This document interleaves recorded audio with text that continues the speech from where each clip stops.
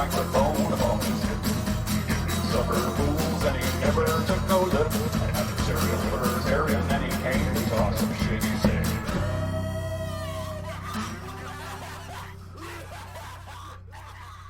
Hello and welcome. Here we go. Going into the main sequence. Did that do anything? Did we do it? Is it animating? Feels like it's not, but you know what? Who gives a shit? Here we go. Hi guys, how's it going? Sunday night, we're fucking doing this shit. That's how it ends up. Yeah, I don't know what else you want from me. We're here, we're live, we're fucking doing this goddamn thing. I put a bunch of Beavis and Butthead laughs on the sound effect board. And I don't feel bad about it at all. So, I mean, like, that's kind of... I feel like we need to bring back the Beavis and Butthead stuff. How are we doing, guys and gals and everywhere in between? Welcome. We got a really weird, crazy one for you tonight. Thanks to Cream of Jeans Studios for the music. Even though he calls it for poopers and butt stuff. I don't know. Maybe he was talking about the ones before the stuff he wrote. Maybe he wasn't. Who knows? We're here. We got just an insurmountable amount of ground to cover tonight. It's going to be all over the place. I got to give a shout out to Cream of Jeans Studios and Mr. Black Minneapolis for sending me a bunch of links and some Reddit stuff that we're going to go over. The AstroTurf game is strong these days. It's fucking great. How many different Beavis and Butthead laughs do you need? Well, I don't really need that many. Like, I'm just looking for that one. Like, I want to get the laugh. I want to get fucking Butthead going, thought it'd be cool. And then just Beavis going, oh yeah. But, like, they all are distinct. I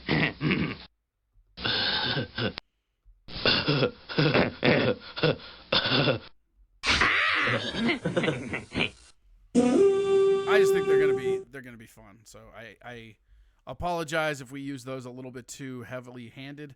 That might happen. Yeah. Otherwise, we got a great one for you tonight. I got people on the way. We got a really big guest tonight that I'm super excited for, and he may not be the biggest thing for everybody, but he's one of my favorite guys and one of the funniest people I know. So it's always nice when you can do this show and you can invite your friends on when your friends are funny as fuck, right? Like, that's fucking cool as shit. Like, some people don't have funny friends. I don't know what that's like. I can't relate to that. I don't really care. Here at the beginning tonight, yeah, you are Ep23. You're getting on with it. Fuck yeah. What's up, Taxation is Theft? Welcome. Tonight is going to be, man, it's going to be a crazy one, you guys, because we have some just absolute mind-numbing shit that's been going on. I now have a daisy chain, basically, of proof through Reddit and some other sites about some coronavirus insider trading by the Dems and some mass organization of all the protests. So all these protests are coming out of the Republican camp. It's going to be crazy. We're going to get to all of that. Our guest tonight, like, usually I try to squeeze in a few calls early. I like to do a little bit of ranting and raving early on, you know, to be cool and weird about it. Like, But today, it's going to be a little bit different because our guest is available early and not late. So we're going to have to jump to him almost right away, which is fine by me. I mean, he's one of my favorite human beings, and I want to see how he ends up. So I think that I'm just gonna hit him up right now, see if he's ready, and we'll just pop in. I mean, usually I like to give people a little bit of some time to get used to everything and just get popped in. But I don't know that we're gonna do that. I don't know that we have things. Yeah, Mikey, taxes, theft, 13. We're going strong. The numbers are coming up real quick. You gotta love that. Yeah, I don't know what else you guys want. It's Sunday night, baby. Never forget that there would be UFC news today, but there's not, because Disney took that away. Disney made the UFC, not do that shit. So let's see here. He hasn't gotten back to me yet, so we'll see. Maybe I'll... Oh, yes, he's ready. All right, we're just going to jump right in. This is going to be our first caller of the evening. The show is going to be very weird. Usually, as you know, I like to do a little bit more ranting up front, but I got a lot of cool stuff we'll get to, I promise. But I think you guys are really, really going to enjoy our guest tonight. So Without further ado, let's give him a fucking ring ting tingle, baby.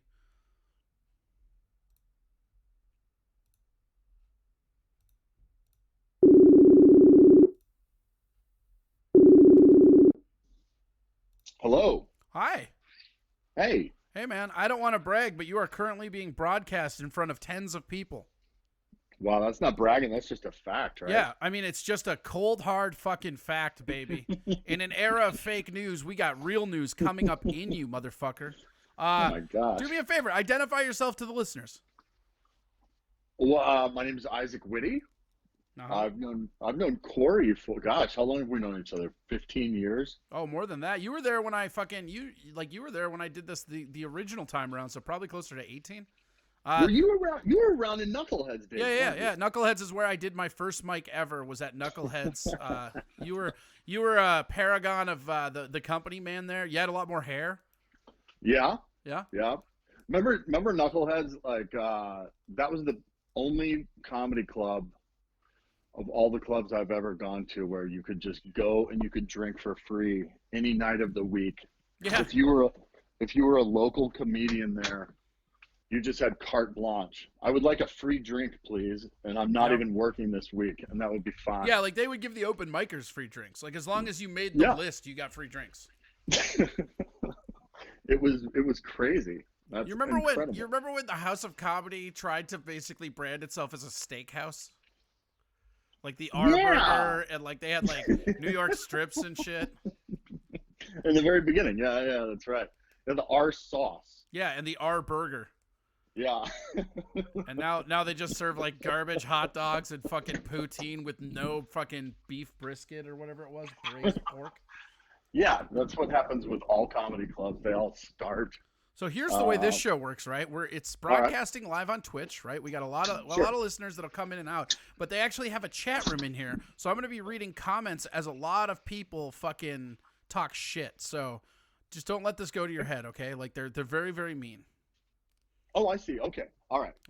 I know you could be a little sensitive sometimes to verbal jabs. I know somebody you are. Look. I don't need you calling me out for my projections, all right? Right, okay. The only thing I really know about you is that you have no butter discipline of any kind. Oh, I have the worst. Yeah. Have you explained butter discipline to these people? No, I honestly think that this is a historic first. I think this is the first time we will be mentioning butter discipline on this show. Well, there once was a restaurant called Vecchio's that me and Corey worked at. And how many, we were a specific amount of butter that you were supposed to put on the bread basket. Oh, I wouldn't even call it a stick. It was like a little tiny pad of butter. It was one of those like tiny little Land O'Lakes like fucking fingernails of butter. And fucking old man Crazy Fred would just fucking melt them down into different pads. Yeah. Like, yeah. I don't know that it was legal to reuse butter from a table that did not use their butter, but we were told to do that. All the time we did that. Yeah.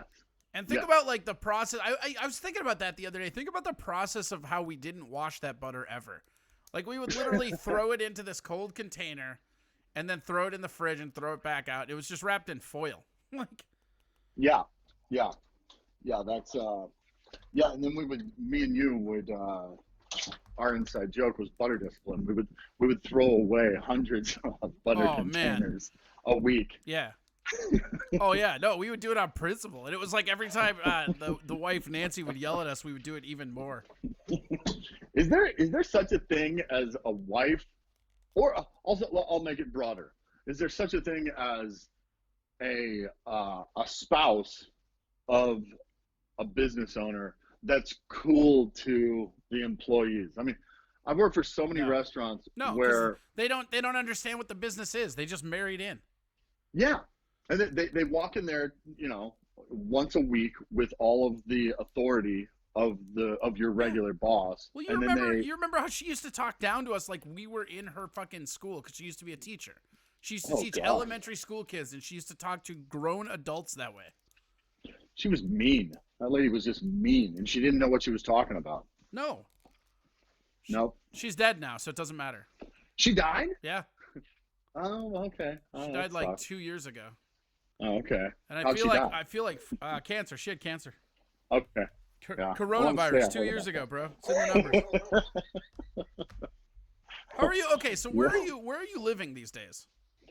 I'm in Tulsa. Okay. You want to hear? I feel like I never did. It doesn't matter to me now what telling people the truth about everything. See, and I would love that. I was gonna actually send you a message earlier today, and I was like, "How much of the story are we allowed to go into here?" No, Because I think like the rise in Tulsa, Oklahoma of Isaac Whitty is one of the greatest Hollywood love tales that's ever been told. Well, see, I started comedy in '96. Is that we're gonna do a biographical? Yeah, let's take us back to the beginning. No. So where were you born? Let's go all the way back. I hope you're laying on a couch, because here we go. You're in Oklahoma as a quarantine, right? Yeah. Yeah, you're not going anywhere. Sit down and tell us your fucking life story. So I know that you were born a poor black man. Right. I was born in Tulsa, where I'm at right now. And I started doing stand-up when I was 20 years old in the year of 1996. Okay, so did you start in Tulsa? Yeah. Okay. Yeah, I did. Yeah, it was me and John Evans and 3 other guys. That's how you know that piece of shit. Yeah. I actually like him, but it's fun to call a piece of shit. Yeah, me and John have known each other for a very long time. And we did our first open mics together. And you never think of Tulsa having like an open mic scene.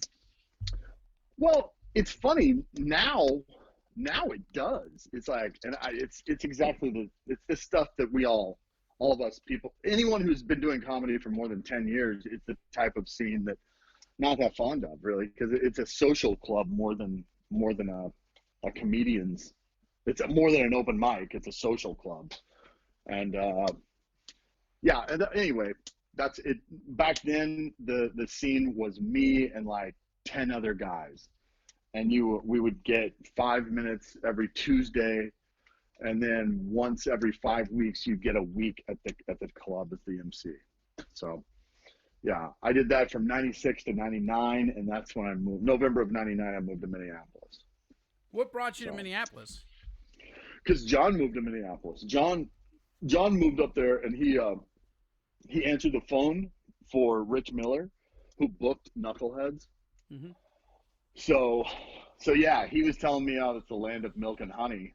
So yeah, you can get on stage like every night. And you were all like, I love milk and honey. Let's do this. yeah, I was always a big fan. I never understood that term. Like, are there just people that just fucking love milk and honey? It seems like a very odd combination. It's from Genesis, I'm pretty sure. I fucking hate that band. It's from Exodus. I hate that band. I've never heard Exodus, but I'm sure their early stuff was better. Anyway, yeah. So John got an opportunity to answer the phone for back then, a pretty prominent club booker, and he was telling me how great Stevie it is. Ray? So talking about Rich Miller. Okay. And so he went up there, and he was working all the time, and he told me, you should move up here. And so basically John moved up there and got a bunch of work, and then he's like, you should come up here and get some fucking work. Yeah, because there was, I had hit the ceiling in Tulsa. And I'm sure Tulsa, like, not to talk shit of where you're at now, but I'm sure that that's not the most entertaining place for a kid, like, just getting to, like, adulthood. Nobody ever dreams of getting to Tulsa, Oklahoma when they get older. Well, I spent my child years in Grove, Oklahoma, which was a tiny town. So in 7th grade, we moved to the big city, Tulsa. So. Oh man, that sounds like my family, because whenever they play the lottery and they win over like $500 or whatever it is, they had to, from Hibbing, they would have to drive to the big city of Virginia, Minnesota. Are you from Hibbing originally? Yeah, that's where I was born. Oh yeah, the Iron Range. That's right. I'm an Iron Ranger. Yeah. But then I moved. I am the North, motherfucker. I moved to Minneapolis, and I guess I got the fastest. I was the fastest person to ever get past at Acme. I mean, that makes a lot of sense, though. I mean, one of the things that I always say about you, and I've told this to your face as well. I I hate giving you compliments. First of all, your ego I is out of understand. control. I understand. But I mean, one of the things about you is that like you're one of the few people I know that you work clean, but like it's not like this weird divisive like I gotta write clean. It's just how you think. Like you kind of think clean, Yeah. even though like you can cuss and you can be dirty if you have to. But I mean, even when we're hanging out drinking, I don't hear you cuss an excessive amount. You're not a dirty person, and I just think Right. the way that you write jokes, because your shit was always and one of the things I love about you, and I've told you this, one of my favorite things that I think you do as a stand-up comedian is you're so good at throwing out a setup and then you leave it out there for the last possible moment that you could actually get that laugh, just raising the tension because it's a timing thing. And your timing is just spot on in that stuff. And you had that timing plus clean material. I mean, you probably got past anywhere you stepped foot in. I don't see anybody that understands comedy seeing you and being like, well, I don't know if we're in the Isaac Whitty business. Well, it's happened. My grandma It's died at a Chinese rug store. I'll never work this prick. Yeah, I did 1 5-minute set at Acme, and Lewis came up and passed me right after that. So that was I hit the ground running in Minneapolis. Here's the exact opposite of that, right? I Yeah. just got passed at Acme in October. Right? Like after 12 years, and when they finally gave me an audition, because I wasn't one of these people that like they didn't pass on me when I was younger. They just never gave me an audition. And so they told me, oh, yeah, we're looking at you. And then I got passed. And I still to this day, I have no idea what changed. You know what I mean? It's just like, oh, all right. You guys I've seen so many people at Acme get looked at and get passed over. And then, like yourself. And then some people do get chosen. It's consistency and luck of the draw. Yeah. Well, and I always credited Chris Maddock for not getting bitter about it. Just because, like, that's one of my favorite comics on the planet. And he was never in. And I think just coming up, and I'm like, well, Tommy Thompson never worked here. Chris Maddock never worked here. Gabe Noah never worked here. Like, there's no point where I can just get bitter about that because people that were above me and better than me at the time never worked there, Yeah. Yeah. And I think that's important to Bill keep Young track never, of that. Bill Young Bill never Young. got passed. One of the funniest Gus human never beings got ever. passed. Yeah. There's a lot of funny people that never. But then, never like, Paul worked out. LeCamp would get every weekend. Yeah, you're right. Yeah, I haven't seen Paul in years, man. It's funny. Like I was in Minneapolis long enough to see. I don't think I could name it, but I feel like I was there for 3 classes of comics. Yeah, I would say so. I mean, I actually think it's probably 4 or 5 if you're honest. Yeah, I think you're trying to downplay your age. I mean, like when you get to 62 years old, it's just got to be nice to look back and reflect. You're close. You're close. Yeah, when I first got there, there was more. Minnesota Comedy Club was still there out in Maplewood. Oh, I remember that. Their fucking crazy ass open mic that used to go on after the show on Fridays. Oh man, yeah. That shit used to be crazy, and it was just like me and Chris Patrick like holding me back from knocking the absolute fucking brakes off of John Felix. Oh my gosh, John Felix, he died. He drank. Yeah, that poor guy. And that fucking who was that other? Was it Jason Lundberg? Who the fuck was that other dude? Jason Lindbergh. Yes, Lindbergh. Can I recite a couple Jason Lindbergh jokes? Oh, please do. Regale our audience with some sweet Jason. Hey, and by the way, I believe this is a moment you never thought would happen. Finally, No. You're on an interview show and you can just really let your fucking Lindbergh impressions fly. All right. Explain who he is to the listeners, though. Just like give him a synopsis before Jason you do Lindbergh. Jason Lindbergh was sweet guy, nice guy, which always means not funny in comedian code. If you ever hear a comic say he's a nice guy, that means he's not funny. Almost always. Almost always. But my gosh, the poor guy, he would get on stage and people would instantly become uncomfortable. Oh yeah, because he was fucking He terrible. was so bad. He had no stage presence. He had no writing ability. And as soon as he got on stage, he would just start sweating bullets. It was after the 10th time of seeing the same act over and over again, it started to get funny because it's like he's never going to get better. It's That just was- never going to happen. That was always my favorite thing. So this is back when I was like 18 and just started doing it. I was still going by my real last name. I had long hair, and it was Yeah. just like I remember that. It was so funny because like I remember I would go to all these absolute just fucking ass licking open mics. I mean, they were bad. It was Yeah. like fucking there was that one off fucking here, hold on. I got them all. They're in my head here. There was one that Jimmy Davis ran in St. Paul at the Kelly Inn. Oh yeah, the Kelly Inn in St. Paul. Yep. Yeah, I remember that. And I would walk in and it was like fucking in living color and I was the only white guy there. Like I was Jim Carrey. Have and you I ever heard that? Have you ever heard the Kelly Inn story about? Man, I don't even know how I tell the story because about Eric Nigg. Have you ever heard that story? Yeah. Well, I know Eric Nigg. I haven't heard this story. It's the funniest. It's a very difficult story to tell. Oh, like here's the gist of it. As you said, it was like Def Jam. If you went, most of the time you were the only white comic in the room. And if you were the white comic in the room and you killed, they fucking loved you. I would fucking crush. And they'd be like this, I would leave the stage and it would just be these giant black dudes that could rip me in half. And they would just backslap me so hard that it hurt. And they'd be like, you're pretty okay for a cracker. So Eric Nigg, his name is Eric Nigg. White guy. He wrote his name on the list.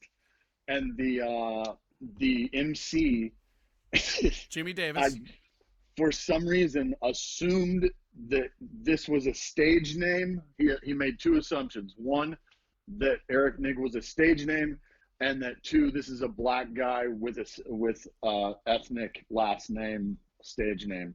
So he misread. He introduced. He goes, "Ladies and gentlemen, let's hear it for your next comedian, Eric," and then he said the complete N word. And then Eric, a white and like, man in I'm actually hold on. I'm gonna see if I can it. find a picture just to show these guys what he looks like. Because like billing him as like it's great. Yeah. So, but he was so new. What makes it even more uncomfortable is he was so new that he didn't know to go like, "Hey, wait a minute, guys. I'm sorry. This is a big misunderstanding. My real name is Eric Nigg. That is not what I told him to say." He didn't say that. He just tried to pretend like it didn't happen, which made it even worse, of course. Yeah, there's no way that was gonna make it better, right? No one's gonna forget that you just asked to be introduced with the N word and you're a white person. Yeah, that's never gonna be forgiven. That reminds me of that dude, and I can never remember who exactly it was. I remember working with him, and just what an absolute dickbag he was. Here, I'll show you. I think it was Novotny. Scott Novotny. I don't think it was him. But so this was at Goonies, right? And this was like the second week I had ever MC'd in my life, right? Yeah. And so I went there, and I'm MCing. And, shit's going medium as it does. Hold on. Here. I got the picture right here for people. So, so just so you guys know, right there in the center, that is Eric Nigg. This guy. Yeah.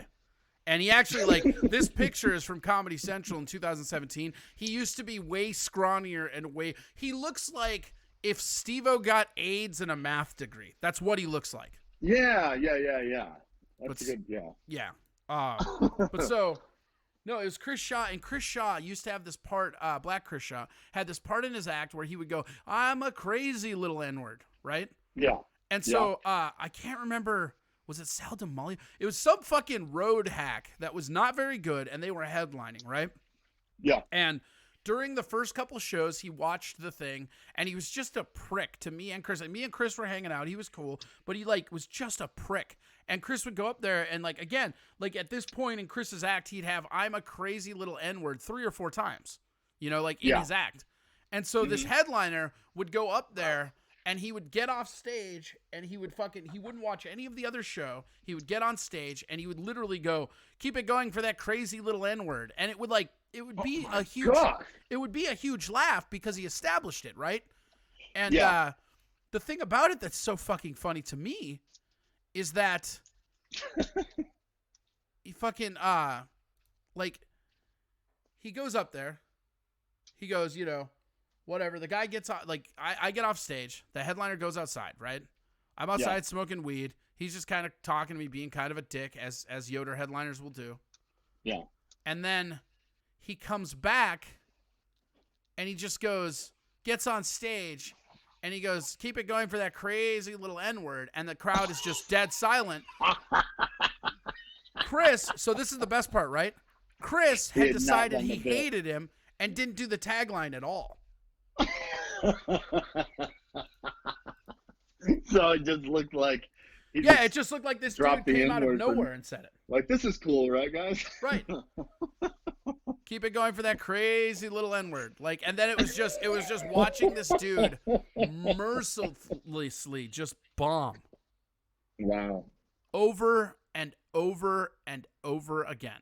Oh my gosh, that would have been awful. Oh, it was one of the funniest things I've ever seen. Like, I have laughed. I have not, like, you know how it is when comedy goes bad. Like, it's almost Especially better than when it the goes headliner, right. Yeah. Especially if you're the headliner and it doesn't go well up front, and then you have to spend 45 minutes wrestling with these people. Mikey Two Milk says you look like the child of Woody Harrelson and Al Bundy. That's not bad. That's not bad. Yeah, like 3 people are like, I can see it. That's not bad. I can take that.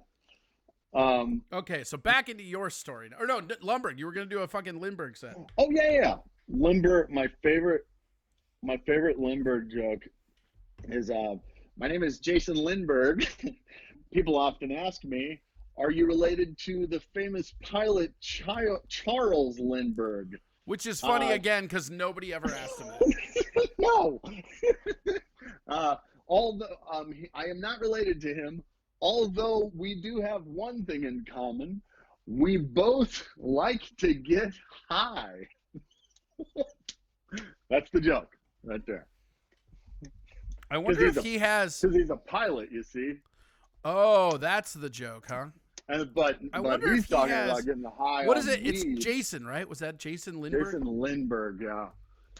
And the other one, I don't remember the setup, but the punchline, it was about getting his oil changed really fast by girls with breast implants. It's called Jiffy Boob. That's what it was called, yeah.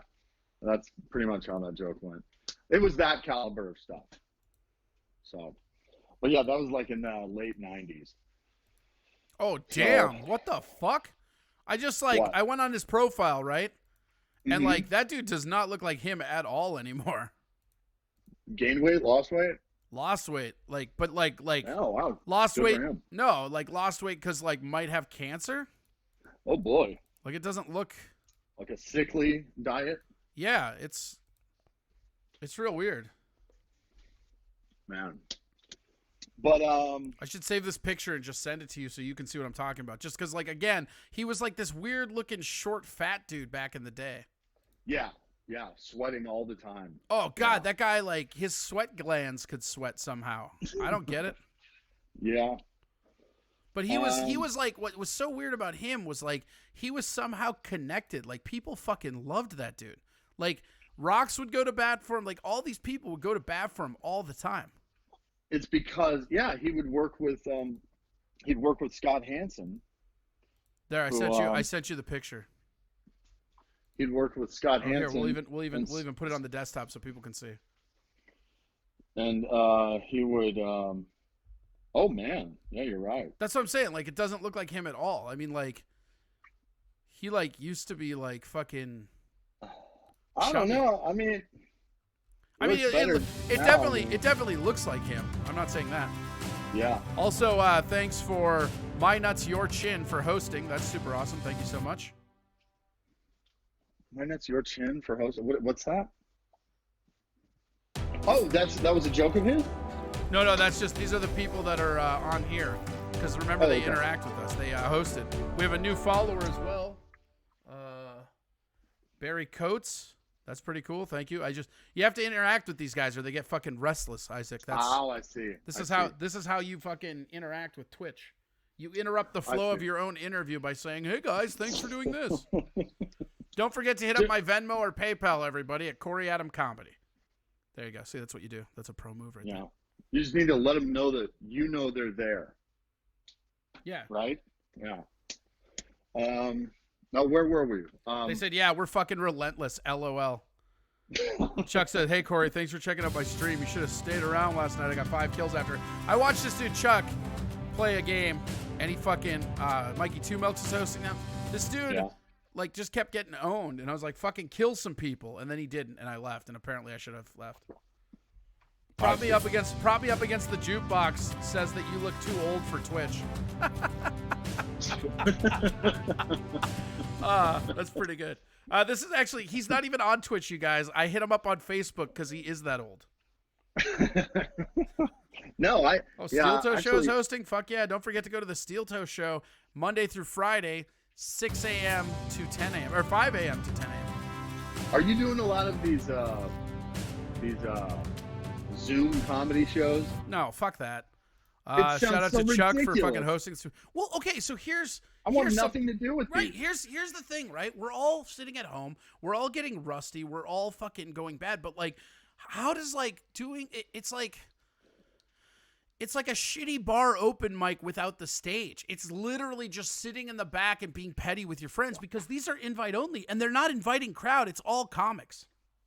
That's so stupid. I don't understand I don't the get appeal. it either, man. I did one and it was okay. I've watched 2 or 3, but like, yeah, I'm not my thing.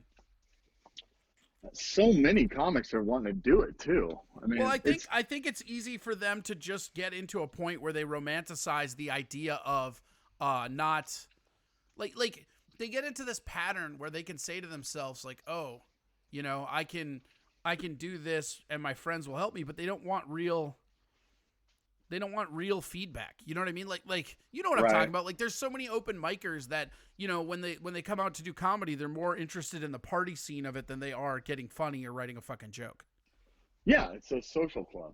Yeah. Right. And here, check it out. I am not the one to throw that stone. God knows me, you, Gus, Chris, and fucking Gabe have done our fair share of socializing.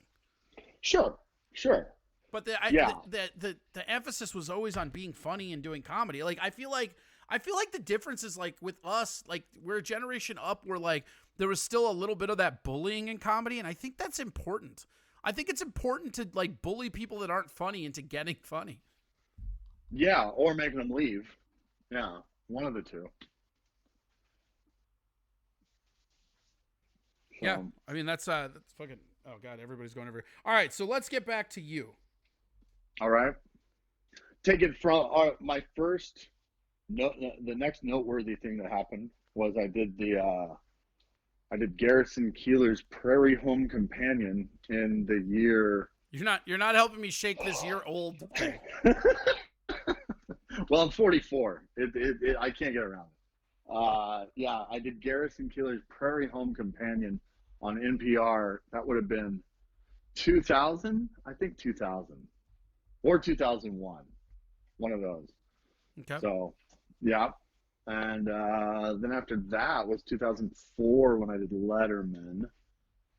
Yeah, because that's the thing that's so interesting with your career to me is because you got a lot of those like legit credits early, and then you just were able to fucking go where you wanted to, man. Yeah, and then it got old. I mean, gosh, I mean, I the part that I was going to tell you that I don't mind being honest about now is that I mean, everybody knew it, but God, that would have been around. Are you coming out? No, not really. I mean, I've told a lot of people this. Starting in like 2005, I had a huge coke problem.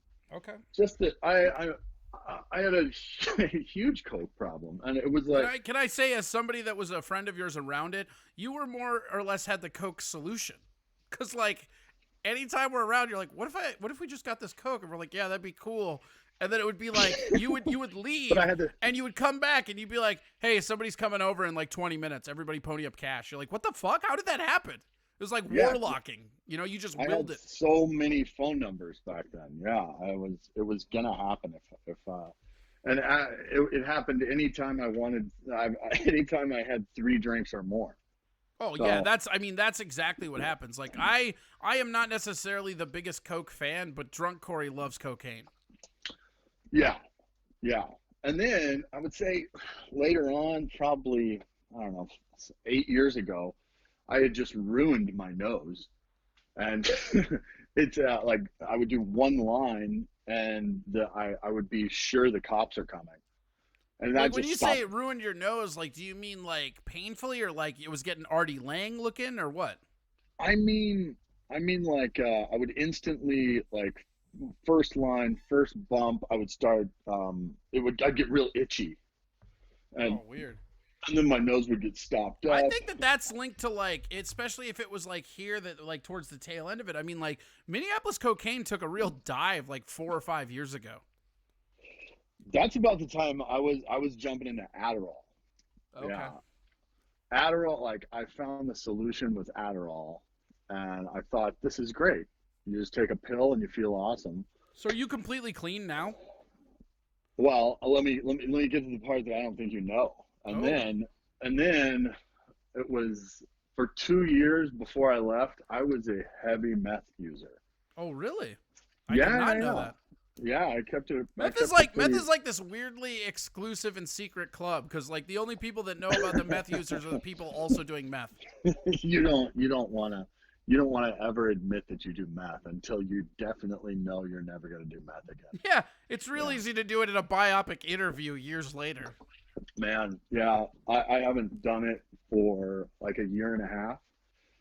And Is that like what was the hardest? Like, did you ever do heroin or anything like that, or was meth as hard as it got? one time I was over at a comics house that was known for being an extreme partier, and he threw down a couple lines of heroin, and it wasn't my cup of tea. I mean, I've always been an upper guy, Yeah. so. So But when you moved up, like had you done those hardcore drugs before you moved up here, or was that kind of a like comedy was the gateway type thing? oh, I mean, it's hilarious. It's like with stand up, it's like I remember going on the road for my first time for 3 weeks in a row, and I remember being told by someone like, all right, just don't get in any trouble. It's like you're in your early 20s, and then you're offered free booze, drugs, and there's hot waitresses everywhere, and you're told don't do anything wrong. It's pretty hard to not get involved in something. But no, I'd never done anything until I'd been doing comedy for about 6 years, something like that. About 7 or 8 years. Yeah. But meth is just it's a whole new league, man. It's awful. It's What got you started on meth? Was it just like a non-access to coke? couldn't find the Adderall. Okay. Yeah. Could find meth, but I couldn't find Adderall, and I was told by a dealer that it was pretty much the same thing. Yeah, because that's what they're gonna tell you. You know what Yeah, I've never heard a drug dealer say in my life, in all my life of doing drugs, purchasing them, selling. I've never heard a drug dealer say, "Oh, you know what? I don't think this one's for you. No. I got a bunch of this product, but I don't think you'd be into it." You know it might not be good for your life. So yeah, that's yeah, it's just it. You know what the worst part about meth is that you can. Is that why you kind of like disappeared the last couple of years you were here? Because like you kind Yeah, of like oh, yeah. faded out from like just coming out to mics and not even that, but just being social with people. It seemed. Oh man, I was so afraid to talk to people because I don't know. You just feel like everybody is against you, and you feel I don't know. That's something weird about meth. It just makes you feel Is it like just like a paranoia thing or what? extreme paranoia. Yeah, extreme paranoia. And that's unfortunately, that's also when the 2016 election happened, and Oh, so that just helped. You're fine. oh my gosh. So I'm a natural contrarian. Yeah. So, and because of that, one of probably the biggest reason I became a big fan of Trump is because everybody else hates him. Yeah. And I was like, Well, well, that kind of I like, seems like the game. I mean, like I keep telling people and they don't want to listen, but I've been telling people this for years now, is that if you just pay attention to the actions, to what he's doing from a legislation standpoint, yeah, he's going to go down in history as a good president. Will he go He down will. as a great president? No. Will he go down as like the worst ever? Of course not. But there's this weird like social like faux pas about endorsing him that kind of it made the Republicans ramp up to 200 because the Dems were going up to 200 with being whiny bastards. yeah. So I was Because I was not I'm a natural conservative myself. I just don't really have the connection to God that you do. So like for me, right. it's like a lot of the tenets of the modern Republican Party revolve around that religion. I'm cool with everything else. Like fuck the government. Let's get money away from them, downsize it. Let's give more money Right. to private business, which does things better than the government anyways. But like, Yeah. you know, I'm also like, I don't give a fuck about abortion. You know what I mean? Like, there's issues that like Sure. people get mad where I'm just like, I Well, don't care. you're more of a libertarian. No, I'm Right? I'm You're just absolutely like- I am a textbook libertarian.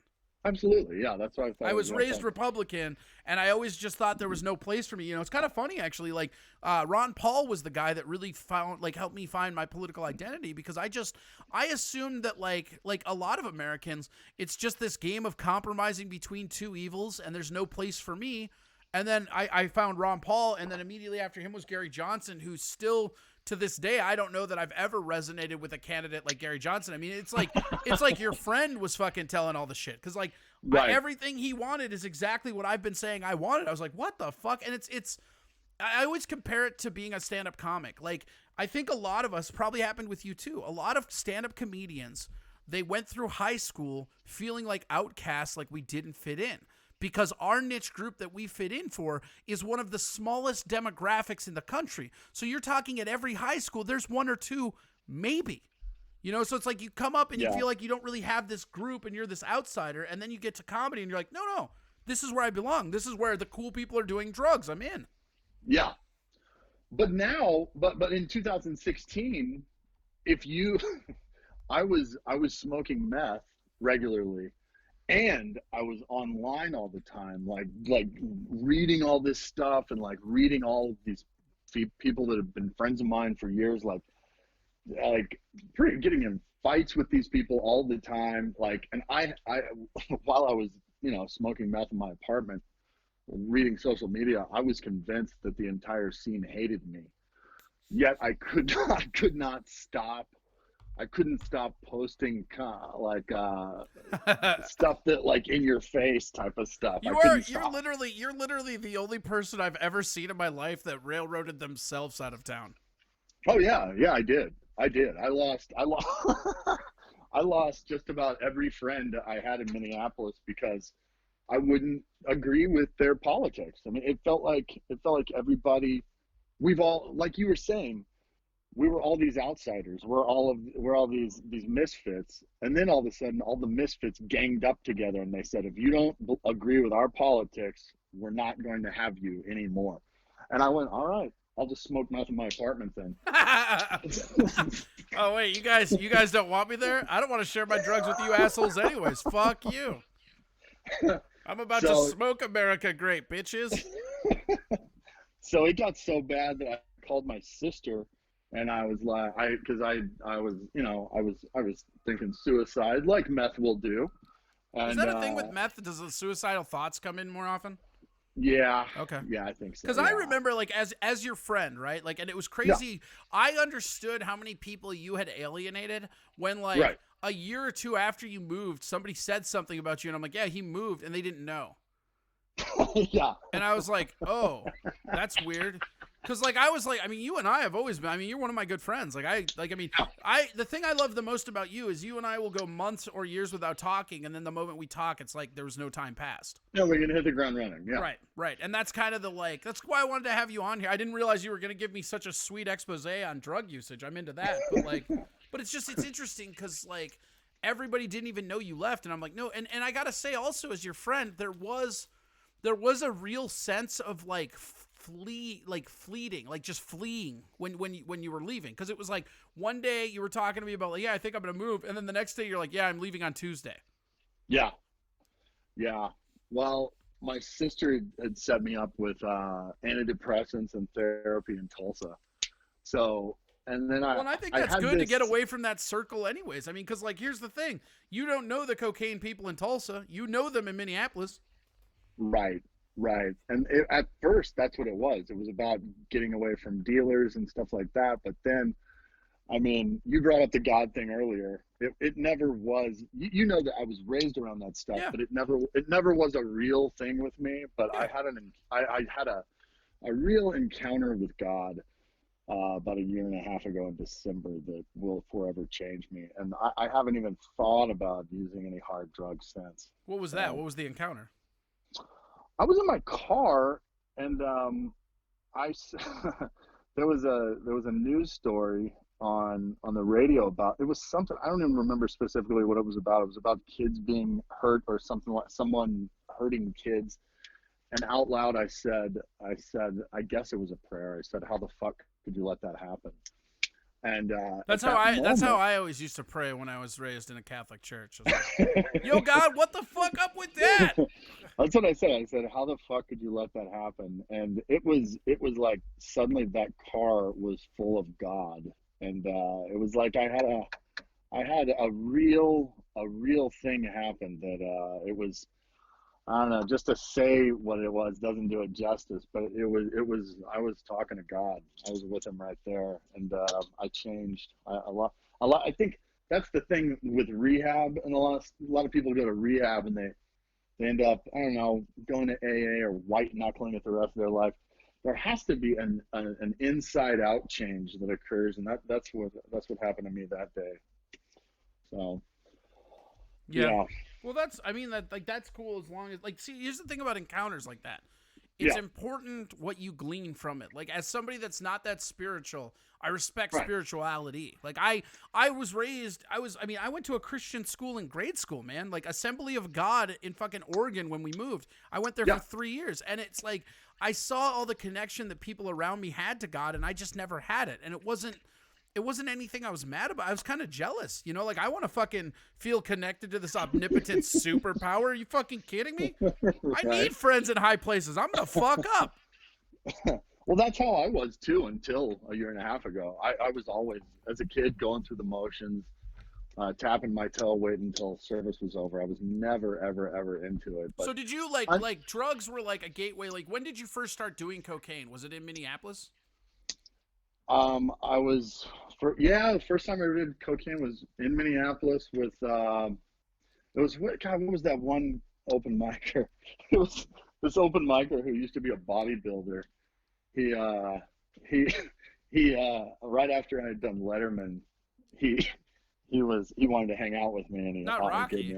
He gave me a whole bunch of free coke. And I remember my first time ever doing a line. I remember thinking, oh, this is why people give their whole life to this. I get it now. Dude, my first line of cocaine, right? And it was on the road. I was 28, dude. It was comedy, man. Yeah. Like, so I was on the road with Daryl Horner, right? Right. And we went in to what the fuck was it? It was a Entertainment Shack gig. It was Rockford, Illinois. And it was just this garbage bar. And there was nobody there except for what looked to be some MS-13 members. And I go on stage. Everything's fine. I get off stage. They kind of corner me, right? There's a dude that was in a wheelchair because he lost the use of his legs to polio, like the last case of polio ever known, I guess. Wow. Right. Yeah. Right. And so I'm taking a piss, and they just roll into the bathroom, and it's like you ever see Bronx Tale? Like the movie? Yeah. Yeah, that's what flashed into my head when they locked the doors and they're like, now you can't leave. That's like how it felt. And I was like, oh shit. And the guy comes in and he goes, yo, you're really funny, Holmes. And I go, thanks. And then he goes, you want to do some cocaine? And there's 4 really scary people. Also, you know, at this point I'm drunk. I don't really care. And I'm like, you know what? This is like, to me, all my things that I've done in my life is literally the story, right? Like my first tattoo I got in fucking New York when I was 18 after we had driven across the country because we knew where David Blaine had stashed his millions. Spoiler alert, not where we thought it was. Oh, but like really? to me the whole thing is like the story, the experience. You know, it's like even now talking about this shit has to be like for you a bit of like catharticism because it's a chapter past, especially if you had an encounter that shaped a new path for your life. You know, right, and that's the thing. For me, it was always the story. And so for whatever reason, I just never had done cocaine. And then I'm like, dude, some MS-13 members in a fucking bathroom or they'll kill me. Oh, I'm doing cocaine. And the dude lifted up his little fucking blanket, his little shawl, and he had fucking like 2 giant bricks of cocaine, like bricks. Wow. And they just cut some off, and fucking then I find Daryl, and I'm like, oh man, these guys are super cool. You know, they got cocaine, you know. And I think for me, it's like, especially as a comic, like if you ever just did a line and go on stage, like there's a euphoria plugging in there that you will never experience ever. Like that's the dragon to chase, you know. So it makes a lot of sense, and it's weird how many people I know. It's comedy that did that, you know, because prior to that, I mean, I had done mushrooms, I had done fucking weed, maybe a hit of acid, but I'd never done anything worse, you know? Yeah. Well, you never got into crack, did you? I mean, I did enough ecstasy, and like I've definitely had some fucking like smacky ass coke where I'm like, is this crack? Is this fucking crank? Like, I mean, I've definitely snorted some shit that was told to me was cocaine that was not cocaine. Yeah, it's probably cut with meth or something. Yeah, like well, that. one of them was meth for sure, and I'm pretty sure the other one was crack, just based off a couple years later seeing a picture of like crack rocks, you know? Yeah, yeah, yeah. I got into, I guess around 2006 for a while. I got into crack too. Like I was a big time secret drug user. Like that's actually crack is how I ended up getting married. I was one night there was this homeless guy who used to always knock on my door and try to he would manipulate me successfully every time into buying crack for us, for him and me. And so he said he would always do this. He'd always ring my bell. I'd come out, go like, I'm not hanging out tonight, man. I'm not doing anything. And he'd go, how about this? That's cool. But I just got this one hit for you for free to get you back for laughs. Yeah, well, that's always the way it goes with that shit. People always give you drugs. Like one of the first times I went on the road with fucking shit, I shouldn't say his name. A person that we both know. One of the funniest things is I woke up and he's looking at me and he's like, "Hey man, I got us this to make sure you're okay today."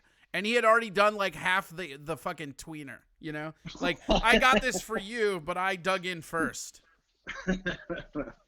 But yeah, he made it after I smoked crack. I was like, yeah, I want some more. So yeah. So is it really that? Is it really? So of all the drugs you've done, what was your like if you were in a complete vacuum, right, and you could do another drug again as much as you wanted, and there would be no ramifications, what is your hands down favorite? Man, crack. Really? Yeah. I mean, because crack is like, if it's like, if you could just feel the way crack does, and you don't have to do the come down, go back up, come down, go back up, for sure, crack. Because you don't get higher with anything else than crack. Sure. In the realm of upper drugs. But yeah. So then we drove over to BJ's where his guy was, and his guy was there. He said, "I'm gonna go meet up with this guy." I was like, "Oh, cool. I'll go into BJ's for a little while and wait for you." I got a dance, and then as the dance is over, he comes over, he's pulling my shirt. "Let's get out of here. I got it." And then as I'm leaving, I hear Isaac Whitty, and I turned around. It was the naked girl on stage, and I go, "How do you know who I am?" And she goes, "I saw you on stage last week." And then a month later, we were married. That's crazy. And then 3 months after that, we got a divorce. So, because the cocaine wasn't good. She wasn't a drug girl. Okay. Yeah, she wasn't into that. Yeah, but yeah, that was crazy. Yeah, it's nice that it's for sure over though. Yeah, no, and I mean that's kind of like, honestly, like I'd feel worse talking about this if I thought it wasn't, honestly, and that's just from my heart. I mean, like because I know that you battled with it before, but I mean, like for me, I think you moving was the like herald of it being done, and it was one of those things where when you moved, and I think I even told you this, man, like it's like you're one of my favorite people, and I was really sad for you to move, but I was really excited because I knew it would be really good for you to get away from here, you know? Yeah. Well, I was doing some. So like what was like rock bottom? What was the moment where you're like, this is fucked, I gotta stop? Well, I had got this. I had this really great job, but when I was working with Rocky, I was. This is 2 summers ago. Oh, I remember that the trash can thing, right? The trash thing, man. I was making such great money. I was making like $2,000 a week, and how much of that were you putting up your nose?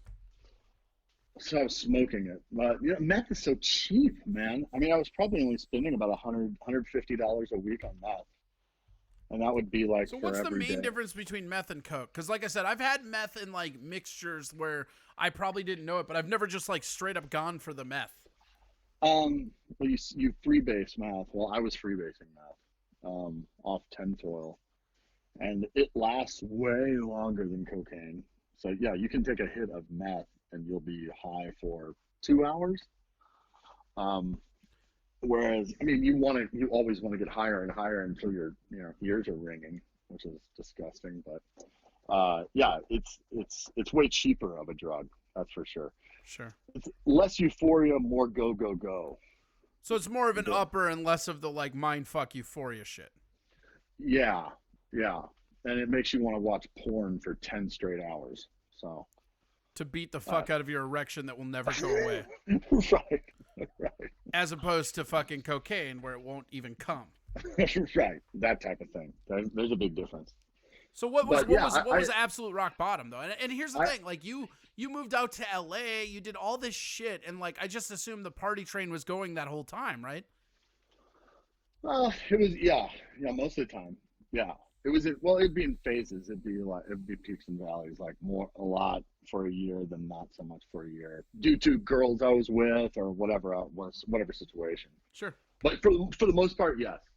But the rock bottom part was when I had made all this money by selling garbage service in the metro area of Minneapolis, and it, turned out, I was You on know what meth I while I knew? was You know when selling. I knew you were making a lot of money at that place?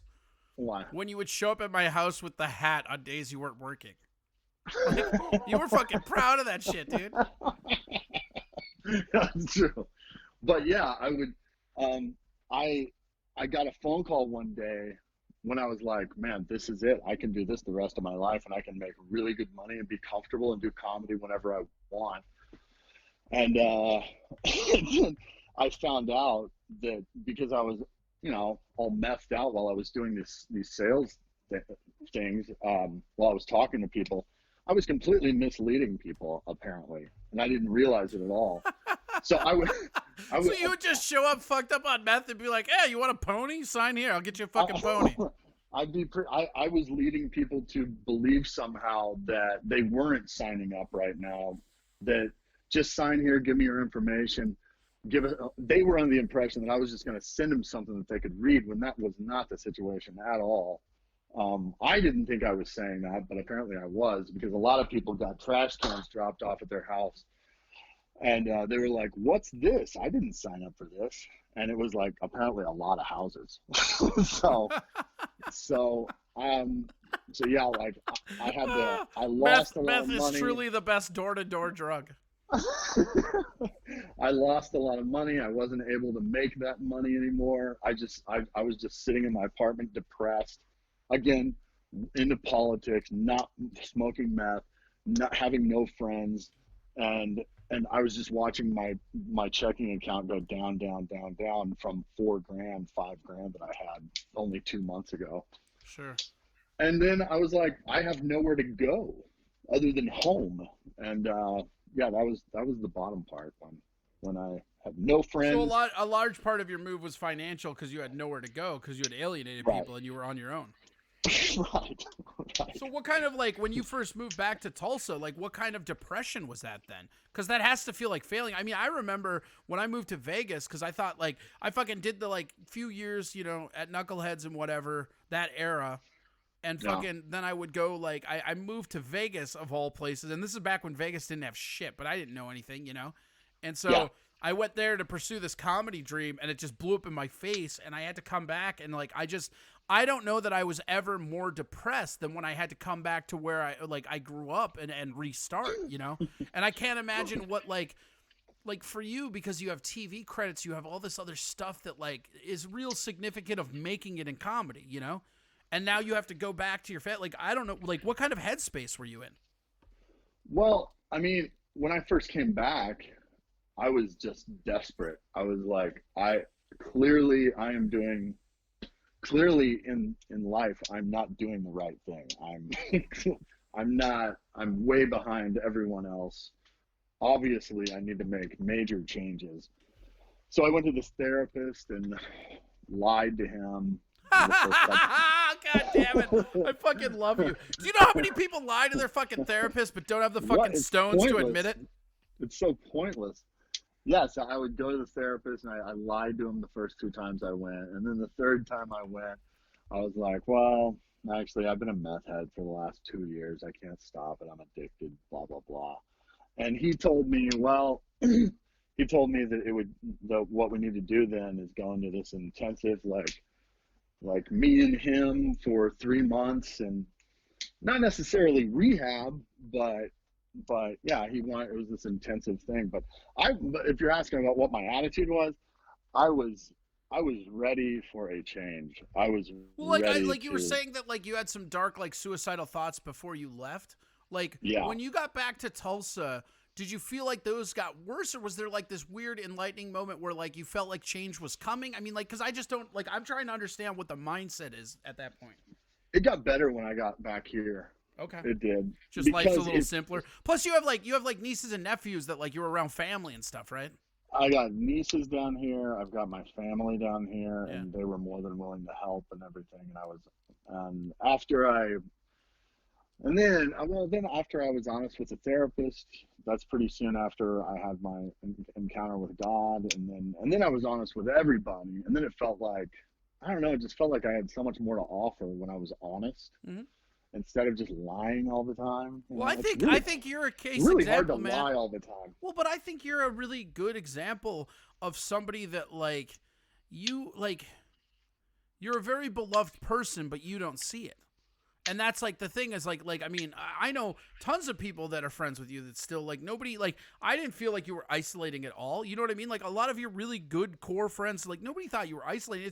It's how life happens sometimes, you know? And that's one of the things when you were moving, I was just like, I was sad that you were moving, but like I really suspected you were in a bad way, and I was excited for you to get out of that, you know? Yeah.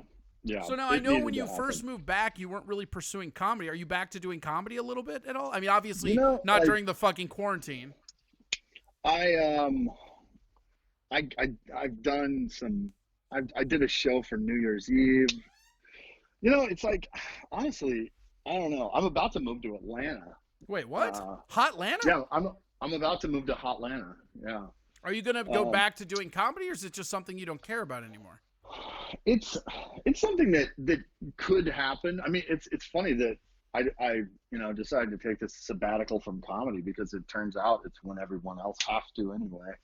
So I don't know. Once I get there, I could totally see myself getting interested in getting back into it. But I'm really just, the last 5 times I've been on stage, it's just. Have you ever gone 6 months without going on stage, Corey? Never. This quarantine is the longest I've gone without hitting a stage since I started. Well, that's not true, actually. I did it for a while, and then I quit. Like, I quit cold turkey for years, like, because I moved back from Vegas. I got this fucking girlfriend that turned into a fiance that, like, she was a super, like, down or depressed person, and I was super depressed, so, like, we just meshed, you know? And then I snapped out of it because that's not who I was. She was still like that because that's who she was. And then when my life was falling apart, I kind of crawled back to comedy. So like it was like a 6-year break, but it wasn't like, I know it to be a break now, but at the time it just felt like that was my childhood dream that I chased and it didn't work out type shit, right? Right. And by the way, that's hilarious though. We've talked about this before. That is, to those of you who might not know, it's hilarious that he went, I want to take the next step in comedy. I'm going to move to Las Vegas. Yeah, I mean, and I was so dumb. I did no research. You get down to fucking Vegas, and, like, if you're not on a TV show, they don't give a fuck because they can go see fucking Penn and Teller, Seinfeld, whoever the fuck they want is right there on the strip. Nobody comes out. And, it's kind of funny to talk about now because I know people in Vegas, and, like, they actually have a scene now. But when I was there, they didn't. The worst gig I've ever worked in my fucking life was at the Circus Adventure Dome. It was like, did you ever do that fucking Black Bear gig for Joke Joint? No. Oh, dude. No. So it was literally like, it's just like that, but you're literally like, it was in the Adventure Dome, which is like a theme park. So you have kids screaming, right? The area that they set up comedy was in the buffet.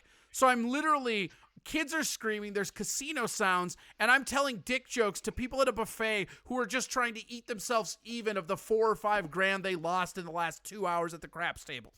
Oh, man. Yeah, that's terrible. I worked one time in Las Vegas. John Tesh had a conference that he put on called You look like a Intelligence guy for that Your likes Life. John Tesh. I've always said that. John Tesh is the nicest man in the world. He's really nice. And I worked with him in Las Vegas one time, and yeah, it was fine. It was way, way, way off the strip, but it was in Las Vegas. That's the only time I've ever worked in Las Vegas. So back up. Why are you going to Atlanta? Because my sister and brother-in-law, they they they got a they're the new pastors at this church in Dunwoody, and Wait, I'm you're just coming ready back for here? Dunwoody? Fuck yeah. Dunwoody, Georgia. Oh, Dunwoody damn is it. a suburb Damn it. That's of so Atlanta. farther away. cheap flight though. Yeah, so they got a job working there, and I'm ready for a change. So I was like, I'm going. So do you with you feel guys. like you're at a point in your life now where you can kind of venture out and like shit? Because you had that moment, you started being honest with your therapist, like you had all these like breakthroughs, like because Yeah. I know like I'm not trying to expose anything. That's why I'm guarding the way that I approach this, because I didn't want to out anything that you weren't uncomfortable talking about. You know what I mean? Because like that's kind of the code. Oh, yeah. You know. Yeah. But I Yeah, I know you've quit for a while before. Like, do you feel like this one's gonna stick? Oh, I definitely do. Okay. This is so much different than last time. This is Just because of the moments and the way it's feeling and everything? it. I mean, I honestly, I don't even think about it. I really don't. I don't ever even think about it. So you like don't have any cravings of any kind anymore? No. I would still Wow, be. that's fucking I would, awesome, dude. I would still be skirting the issue. I would not have brought it up had if that were not to be if that weren't Yeah, true. or maybe you knew that I knew that, and that's why you're doing this. Oh, you might have me there. Oh from shit, your you're point doing of view. fucking 4D chess like Trump. I'm on to you, Isaac. But yeah, it's yeah. This is way, way, way different. I hold babies at I work in the nursery at my church. I've gone Babies, through hey some, man, like, I don't mean to ruin this illusion for you, but like, babies have some of the best cocaine I've ever had. yeah, I've had massive changes. Here's the real question, right? Yeah. Are you writing jokes still? Sometimes, yeah, sometimes.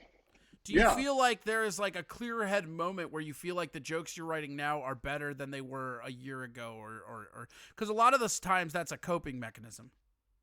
Yeah, it's true. No, yeah, I know what you mean. Sometimes people will be like, Stephen they're Tovar writing says more as baby coke is therapy. my old dealer. Yeah, a lot of times people will come back and they're writing more as therapy than as funny. No, I don't. You know what? Honestly, it really is so on the back burner that it's something that could happen or might not happen. It's really There's I'm got to be I'm something. just There's got to be something super freeing about that, though. it is. Yeah. I mean, I feel like something that especially comedians battle with is self-identification. Oh, I agree with that 100%. Man, it's not healthy to walk to walk around and in your own head, in your own skin, you're constantly thinking, I'm only as good as the next show that I'm going to do. As you know, as much as these strangers laugh at my memorized speech. I mean, there's something incredibly unhealthy about identifying yourself that way. No, I agree, and like it also to me personally, because I go by my middle name. I never changed my last name, and there's a certain amount of like almost schizophrenia and disconnection there. Like the actions of Corey Adam are somehow not my actions, you know? Yeah. Like, you know what I mean? Yeah. Like, which is fucking crazy. I mean, that's like, there's no way that's not going to be something me and a therapist discuss in 4 years, right? Yeah. it's but you know what, that's what people do in all lives, especially, I don't know, I guess I could say this, it's maybe especially men. We don't say, you know, what Well, watch it, you liberal what we don't sexist. say what do, you say what, and then they'll be like, I'll do you one better. I'll tell you what I am. You know, I am a comedian. I am an accountant. That's what I am. You know, it's just exhausting to try to identify yourself that way. Yeah, it does seem. It does seem just absolutely exhausting. So, okay, back burner. When's the last time you hit a stage? New Year's Eve. Okay, and so Yeah. like, What are you doing? What are you doing for work then? If you're not doing comedy? Oh man, I can't believe it's taken me this long to tell you. I last school year I started driving a school bus. Shut the fuck up. Are you fucking kidding me? I would never let my children get on a bus that you are driving. I would never fucking allow that. Yeah. When I got, Jeez, when I what the fuck? Are you just when I first just trying to become the next Maggie Ferris, or how does this work? when I first got back here, You're driving a was like, fucking what do I bus? wanna Is that do? real? Yeah. I have my B class CDL license, Oh my and god, Isaac, that's amazing. so I can drive a dump truck. I could drive a school bus, anything with air brakes. I cannot drive an 18-wheeler. Good god. All right. But it's awesome because right now I have full coverage insurance, and I'm being paid during the quarantine. I'm being paid to not drive a school bus right now. That's amazing. And then So- also here's another question I had, right? Like Mhm. what's your thoughts on this quarantine? Do you think it's like excessive? Do you think it's under? Like what do you think's going on with it? I've heard, aren't there other countries that have said, all right, those of you that have it, get over here, stay home, and you're not allowed to be out. Elderly people, Yeah, I with think pre-existing conditions, Sweden you should stay. Yeah, I think Sweden's doing it. Why can't we? I propped feel up like it's against the completely jukebox said you would be the coolest bus driver. Man, I was really good at it. Like I had a genuinely good relationship with these kids. Oh my god. Not the high school kids though. I can't even The- I don't know, man. Don't live long enough to see your heroes grow up and drive school buses, kids. I guess that's the fucking motto here. Yeah. So, but yeah, that's I'm probably shit. done doing that because I'm moving to Atlanta. What are you gonna do in Atlanta? I don't know, man. Like what is Try anybody gonna comedy, do dude. for It's a work comedy after this? hotbed, dude. If your motherfucking bitch ass goes to Atlanta and you're not trying to do comedy, I will come down there and slap the drugs back into you. Oh boy. All right. Yeah, let's give it. Yeah, I should give it a try. Atlanta's a great place to do comedy, man. Have you? Oh, I've done nothing there, but I know a lot of people that have moved there and love it. Pierre Douglas is living there now. Pierre Douglas. I Yeah. know that name. Yeah, he's Huh. like one of your two black friends. Okay, yeah. Yeah, so I'm moving there at the end of next month. That's And awesome. yeah, so I'm excited. It'll be a great fresh start. I'm so proud of you, man. Like I'm glad that this fucking happened. Like I'm glad. Like I'm sorry that it had to be drugged through like it was, but I mean, you're somebody that I like always penciled down to above personal growth, but here you are proving me wrong. Thank you. Thank you very much. We're coming up on time. Yeah. Tell the people where to get a hold of you. Like, do you still want people to like go interact with your comedy, or how do you just want to be alone? Like, how does Gosh, it work? the only thing that I mean, I guess I have. I don't know. You there's have an really album on nothing you can do. Spotify. That's right. That's right. Go buy my album. Yeah, look me up. Buy that album. I get I get like I get checks like quarterly for about $40 every oh other. shit, dude! Don't brag. You should see my royalty checks, dude. I don't want to brag, but the Wendy's drive-through broke 1,000 listens. I didn't know what to do with that $4. Yeah, it's amazing. I haven't come out with a new album in my only album came out like I still couldn't 8 even. years ago. No, it came out. Yeah, we were working at Vecchio's together. Remember? Because I got it Yeah. and threw it in my car, and like the whole thing was like it's crazy because. Like, I don't know, even when you had recorded that album, it was so crazy to me that you hadn't yet, because you're a guy that should. Like, I mean, again, you were one of the guys when I was coming up, and then it's very interesting for me because I've had the very awesome opportunity of being friends with a lot of people that I was almost idolizing on the way up. You, Maddock, Gus, fucking people that I was looking up Yeah. to, and then I got to be friends with you guys, and it's like, oh shit, these guys suck, but I still love them. Yeah, I know what you mean. You know. All right, well, tell everybody like where to follow you. You still spout your bullshit on Twitter? God, no. I just got so tired of like reading things and getting mad. So for the time being, I'm just laying low. Okay, Like, well, buy my album. I'm on I'll just give out Facebook. your personal phone number then. They can just get you that way. All right. Um, but yeah, that's really all that's going on right now. And you can watch my Conan set on YouTube. Oh, that's right. You know what? I will Google the thing right now. You tell them about that. I will actually Google it right now. How many people are listening right now? Let's see. I was just doing some work. We have, it looks like 35. Oh, okay. All right. Well, We got that sweet big dick Isaac Whitty push. that's right. That Conan set was one of your best sets too. It's so cool when I watch friends of mine that get that opportunity and then they just fucking nail it. Yeah. Actually, you know what? You know what? Hey, check this out. Do you care if we just watch it? I will have them watch it on here. All right, go for it.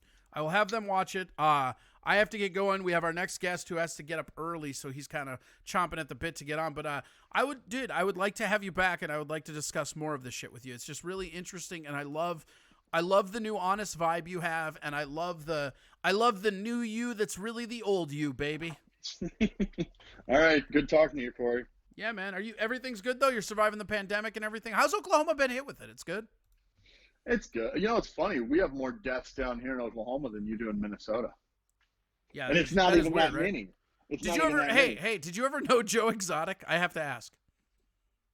No. All right, yeah, you know, maybe he did. I don't know. It's a small fucking Oklahoma. What do you want from me? Get fucked.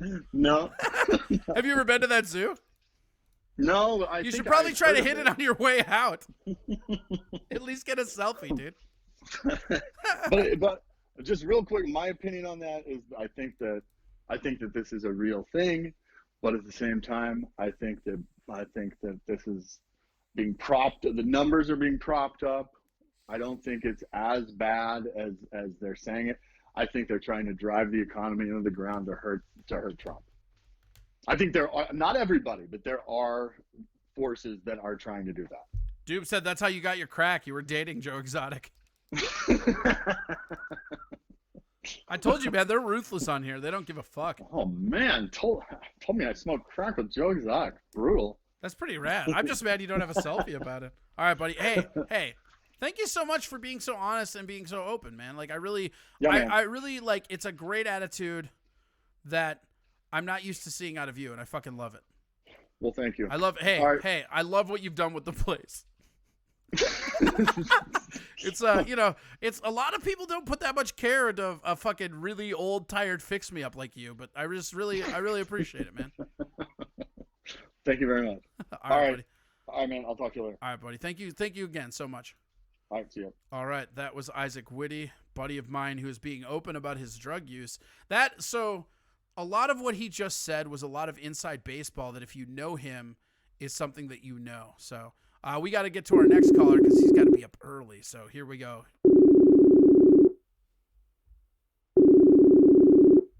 Ringing. Still ringing. Still ringing.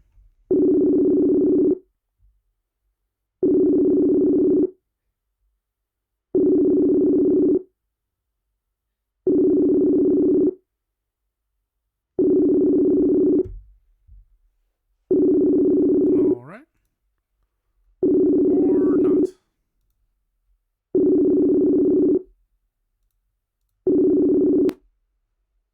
Boom.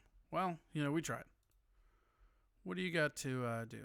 Hold on. You know what we'll do is we're going to watch that Isaac Whitty stand-up set from Conan, and then we'll come back because I think it's really important to understand how funny Isaac is. Like, in the context of the real conversation you just heard, I think it really behooves us to look into Isaac and understand how funny he is as a comedian. It's very amazing. So, here we go. Let's get that up. Wait. We're going to do this and that and that. Perfect. All right. Wait.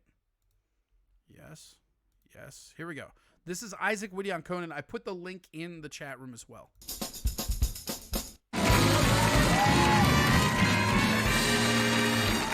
Hi, thank you. Thanks a lot, everybody. I'm bald. I don't know if you know that about me or not. I'm actually balding. I like to say balding. Yeah, it sounds more productive. It's like I'm always up to something. I don't like to say I'm losing my hair. That makes it sound like had I been more responsible, this wouldn't have happened. And I was like, where's your hair? And I lost it. You know me. I'm excited. I have a new pickup line that I'm using on the ladies when I go to dive bars. So what's a girl like you doing at a place like this? Pretty good. Way better than the line I used to use, which is, it makes perfect sense that you would be here.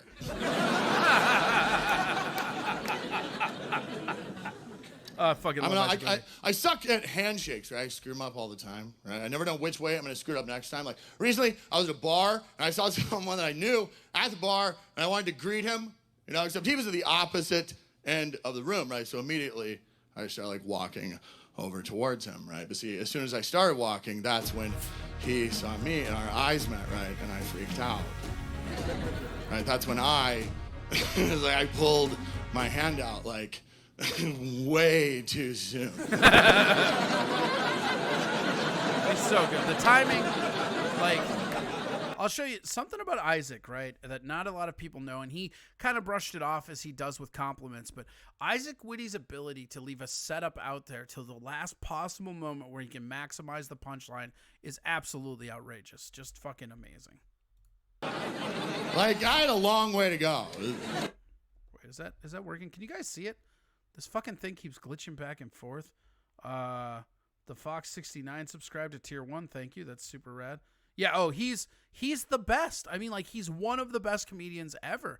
And he fucking, I mean, like, this dude has stories about when he fucking used to work with Mitch Hedberg. We'll have him on again, and he will get more and more stories, which is great. But, like, I mean, it's just the showmanship and, like, that conversation that he had with us today, that's not something that he's ever mentioned really in public to my knowledge. I knew a lot about what he was talking about because we're friends, but I'm not going to just air my friend's laundry. And so it's so good to see that kind of growth. He might have even been meth for this clip. Who the fuck knows? Here we go. Back into it. It was about halfway there I realized if you pull your hand out too soon, you kind of just have to keep it out there. You guys just pretend like this is not weird to me.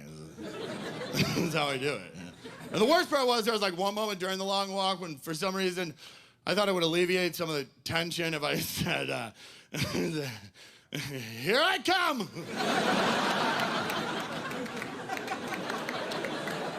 You're gonna get this.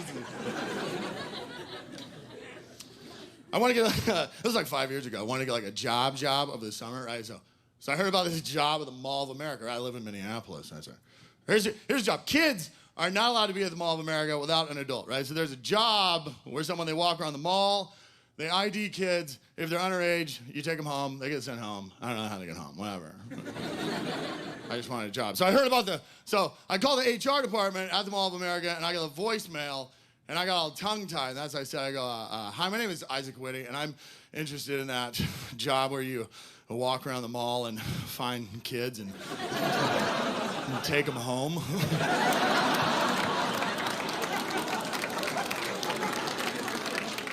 Right, that's not what I meant to say at all. It's just what came out. I tried to correct myself, but I think in the process I sounded even creepier. Right, like I said all that, and then there was like a long pause, and then I said, to their home.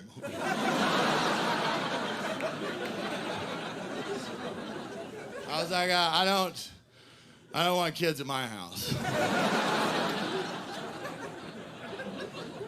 So give me a call.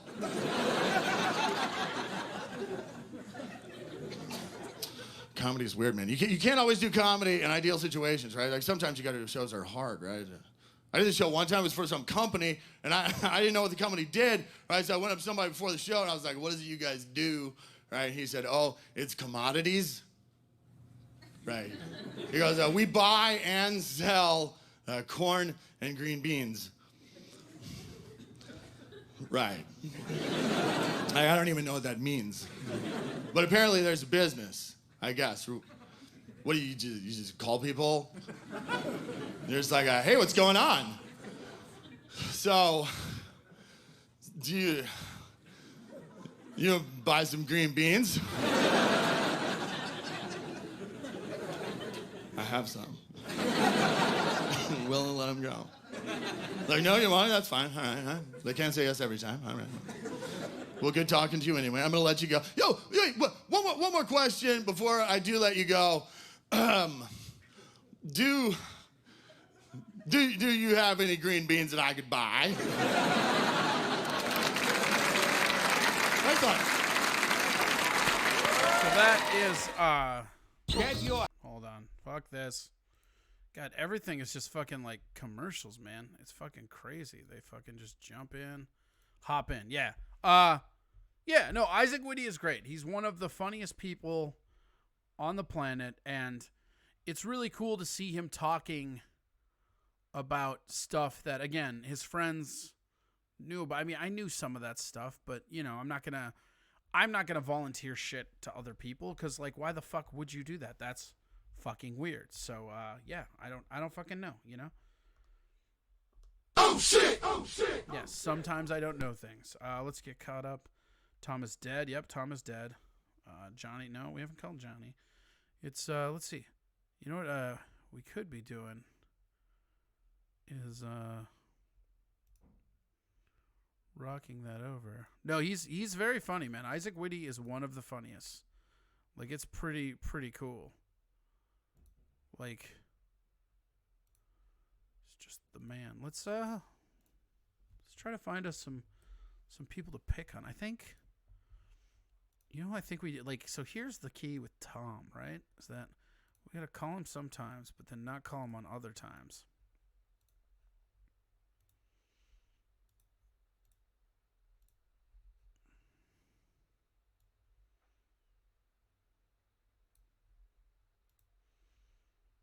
See if he answers.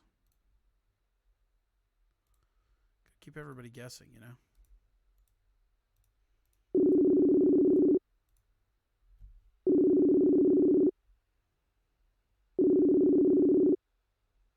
Hello. Hi, Tom. What's going on? How are you? Good. How you doing? Good. We wake you up? Nope. You're on the air. Yeah, I figured as much. You sound cranky. Are you okay, buddy? Well, because you called me right at the end of the Jeopardy. What We're Jeopardy? watching some DVR Jeopardy. How am I supposed to fucking... Okay, first off, what a weirdo you are that you're just sitting at home watching Jeopardy. I'm trying to get smarter, okay?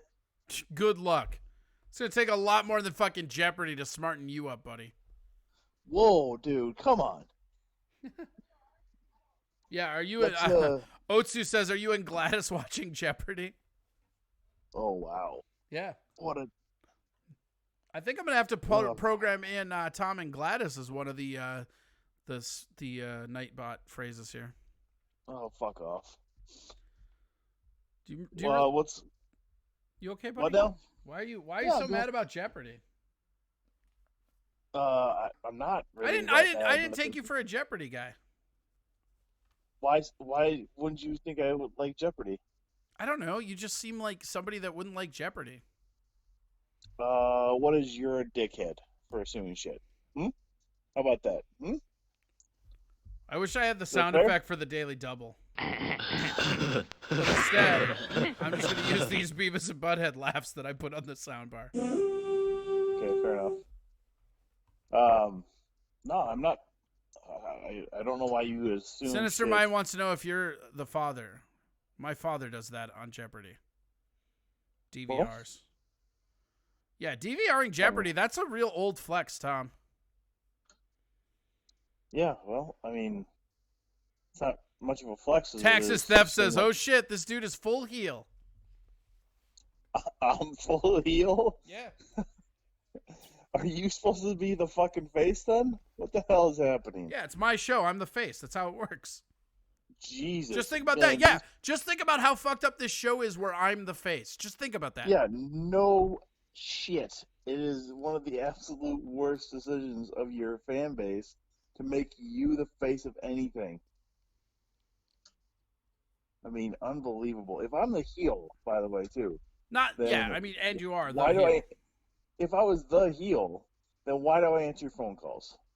I mean, basically, it would be me picking up and then hanging up every time. If I wanted to actually just be the heel, that's exactly what I would do. I wouldn't give anybody any kind of time of day. I don't think But I that's true at respect all. you, Corey.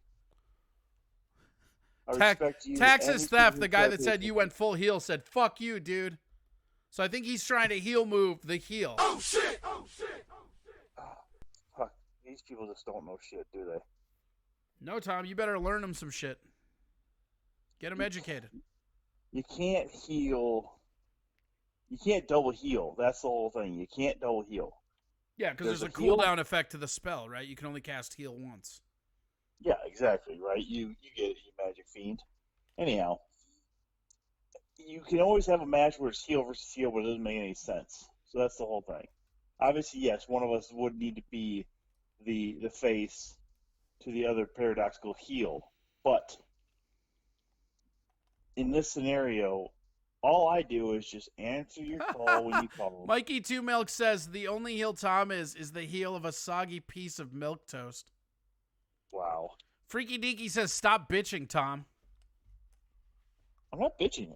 I'm literally just trying to clarify. You know, I'm giving you a podium to present yourself however you want, and you decide that it's just bitch time.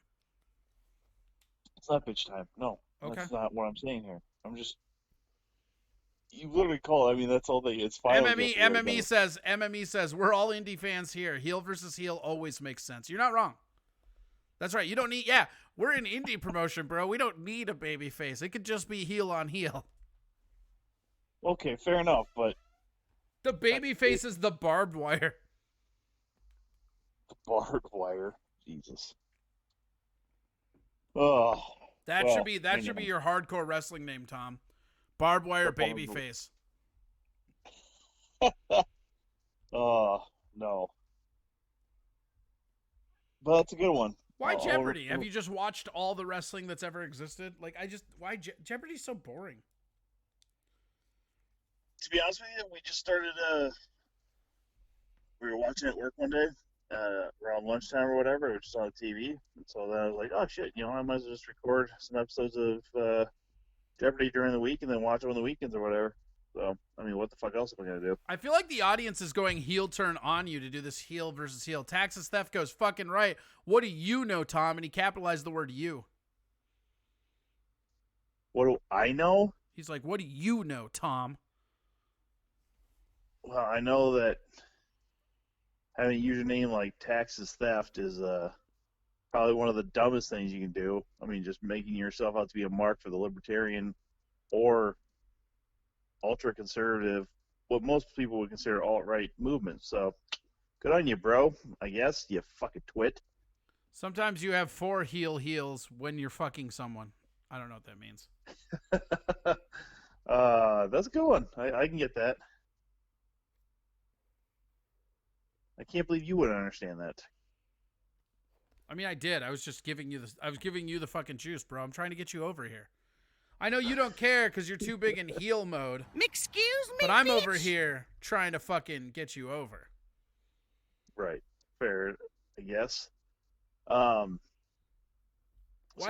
do you feel like you're so above getting over on Twitch? What's up with that? I don't feel like I'm above getting over on Twitch. Texas Theft says, "Ooh, nope, try again, woo," and then MME goes, "Woo!" You're getting wooed at, motherfucker.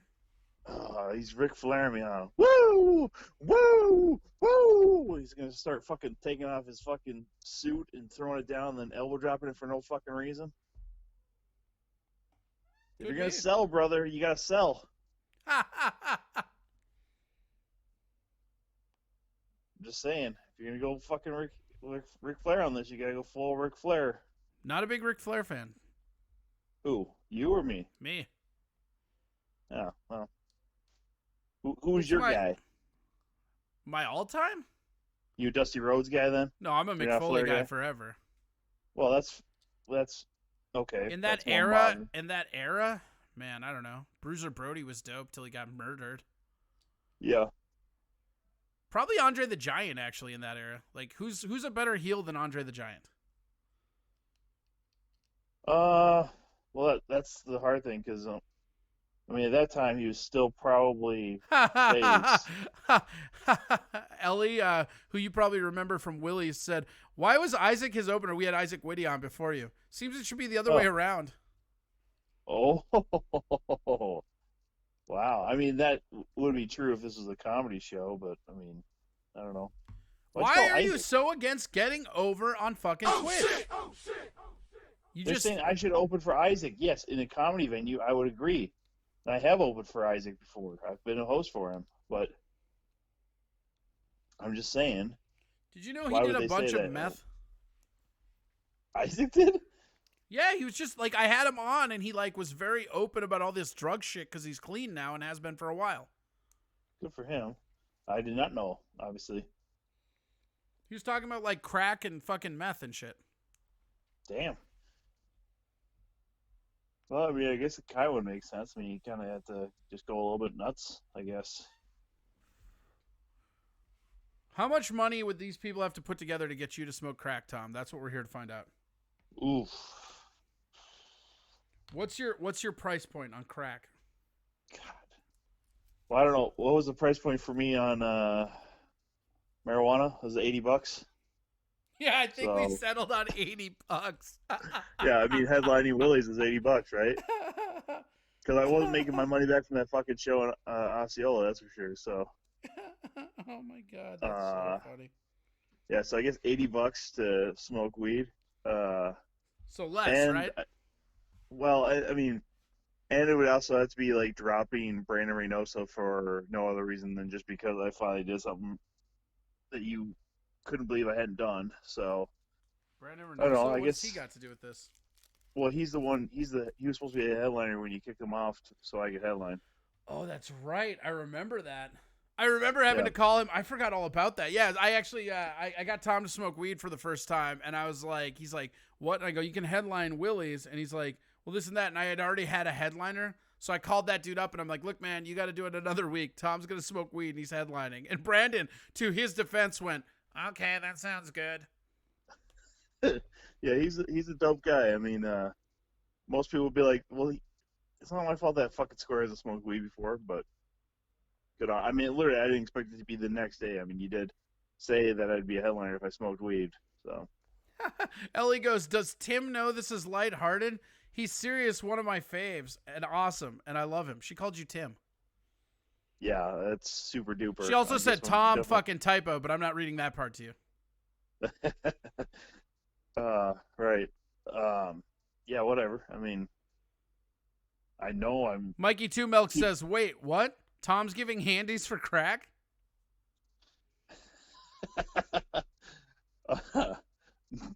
No, I'm not, because I'm not addicted to crack. I don't know. I guess one time would... You've done crack one time? No, I mean, if I was to just do it one time, I don't know what you guys had to pay me. I probably wouldn't want to do it one time. I hear it's very addictive. What if I pay you for the first 2 times? That way you can feel better. Yeah, you can feel better about it, right? Oh, shit! I don't know, man. I got a bit of an addictive personality, so... What else would you say you're addicted to? Well, I'm definitely an alcoholic. I don't know that you're definitely an alcoholic. Okay, well, agree to disagree. Why do you think you're an alcoholic? How many drinks have you had? Like here's why you're not an alcoholic, Tom. I laid down the fucking drinking gauntlet, and when I called you back, you were barely even buzzed more.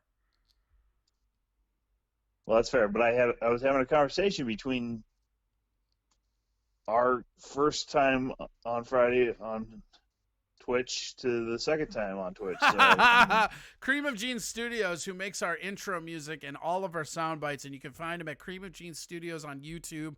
He's the guy that helped me make Monster Chords. Says, everybody smoked crack once, you fucking pussies. Not true. Not true. Magic Cosmo said, I'd sleep with him, but he'd have to wear the gorilla suit this time. All right. Well. God, it got weird. Fucking Sundays, man. Cream of Jeans Studio says, liar, and it's all caps. He really thinks you've smoked some crack. I've never smoked crack in my life. I mean, seriously, it's alcohol and weed here and there. It's just weird how you always call crack alcohol. Oh, fuck off, Corey. I just think it's weird. Yeah, you're like, I'm No an one- alcoholic because you think it sounds better than crackhead. First of all, if I was a crackhead, do you think I would actually be able to maintain the job I have right now? You personally or a normal person? I think Well, I you're guess- pathetic enough and they're worried about you enough that you'll never get fired ever. Well, actually, I'm in a position at my current employer. Is it the fetal that- position while you cry? No. The title that I hold at the company I work for, and what I do there, they can't actually fire me because I am too valuable to them in my current role. So Primo Gene that's says, it. so sad when a guy can't just admit he has a problem. Shake my head. Cream of Jeans? Is this, Yeah, Cream of is Jeans this Studios. their name? Cream of Jeans Studios. So I guess if you want to get all the worst sound bites possible, go to that fucking crackhead then. How about that, huh? Are you trying to imply You that crackheads don't make good sound drops? Because I'm here to tell you that's not the case. Well, to be honest with you, I guess I don't know who's on crack that has made sound drops, I guess. Right, But also, right. too, See, I don't here you go fucking again, care. overstepping your fucking bounds, Tom. Overstepping. Yeah. Cream of Gene Studio says that's pretty fair, actually. MME35 says, did he used to be original for Loco Drinker? If so, he's done crack. No, I never. I have probably one Four Loko in my life. Taxes Theft says, bow down, bro. To what? Just fucking admit it, man. You're among mild acquaintances on the internet. You can admit you have a crack problem. I don't have crack. I don't have a crack problem.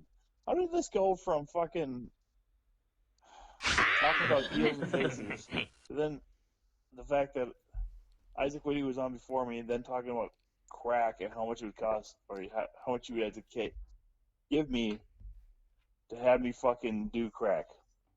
How did this fucking happen? What kind of roller coaster do you want this fucking show to be, Corey? I don't know, whatever one you want. You're the one that came out here all fucking heel turning, like, I'm the best there ever was. I'm watching fucking Jeopardy, blah, blah, blah, blah. I didn't say any of those words. Taxes Theft says you're a crackhead. It's okay.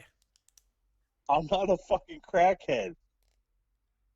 And you know what really pisses me off about this is that somehow, some way, somebody I work with is going to fucking say, like, hey, by the way, Tom might be on crack, and then I'm going to take a fucking piss test. I like how you think the, 20 users that are watching this work with you.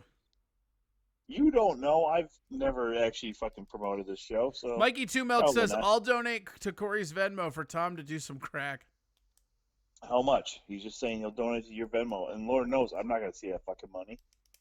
If you do crack, you'll see that money. Oh, if I do crack, I'm going to see that money? When have I ever not paid you when I said I was going to, Tom? I Right. feel like there has to be a fucking time. Right, but notice how you're grasping at fucking straws. You need to calm down. You're acting like a crackhead.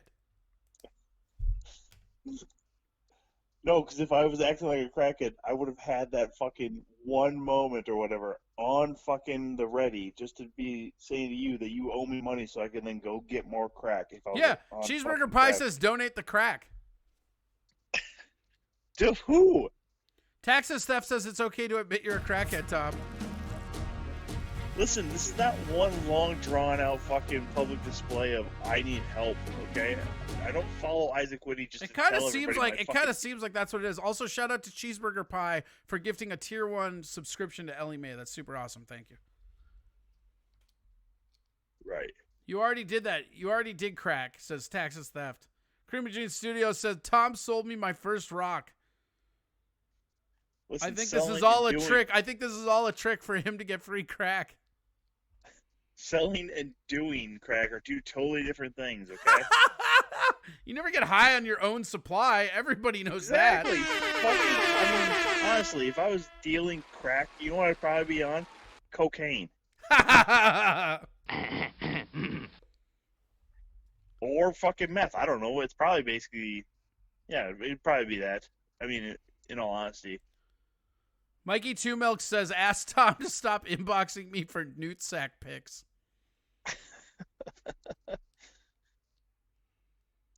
I will not actually do that. Okay. Why? It's okay to just like be on crack, Tom. It's okay. I guess. Sure. Why are you crack shaming? I don't know, man. Just doesn't seem like the right kind of drug to do. Like the alt-right side or what? No, the right kind of drug to do. I Why? mean, Taxes Theft said, "Why are you trying so hard to convince us that you're not on crack, crackhead?" well, here's the thing. If I was on crack, the house I live in would be way cleaner than it is. But it's not. So, I mean, That's your fucking defense. yes, I would If have the had to. objection, Your Honor. If the house is covered in shit, you must acquit. Listen, if OJ taught us anything, if it rhymes, you gotta let it go. When there's a rhymes, there was no crimes. Exactly. Or you could have just not gone plural with that and made it correct English, but you do you, Corey. Cremagene Studio, who seems like he still wants you to do some crack, says, "Tomorrow's 420, it's fine." Not for fucking crack. Who are these fucking Taxes morons? Theft says, "How many teeth are you missing? You give a lot of 0. gums lately?" Wow. What's with the hostility from your fans today? This is what they do, man. Like, honestly, you're only here to take a bludgeoning so I don't. If I don't have you on here, they aim it at me and it just hurts. You're not the punching bag I wanted, Tom, but you're the punching bag I need. Well, as long as you finally admit that you need me, then we're all good here. It was a subjective thing. What I really need you to do is admit Bullshit. you do crack. Bullshit. Nope. You don't like Is look. Tover? You is don't just Tover get on to. this? I hope not. I don't know. Because I need at least one witness I can trust will verify the fact that you said you he's need me. not. I just blocked him. Why would you block Tovar? You fucking. You get no witnesses. power- You get no witnesses. You fucking. Here's the bitch. thing. You don't come to my fucking house and make a heel turn while you're on crack and not expect that to have consequences. Whatever, man. Why is Mikey Two Milk sending me fucking something on Facebook Messenger? Mikey Two Milk says, "Have Tom check his messenger." Oh, okay. I don't know what's going on. How many teeth are you missing? We already read that one.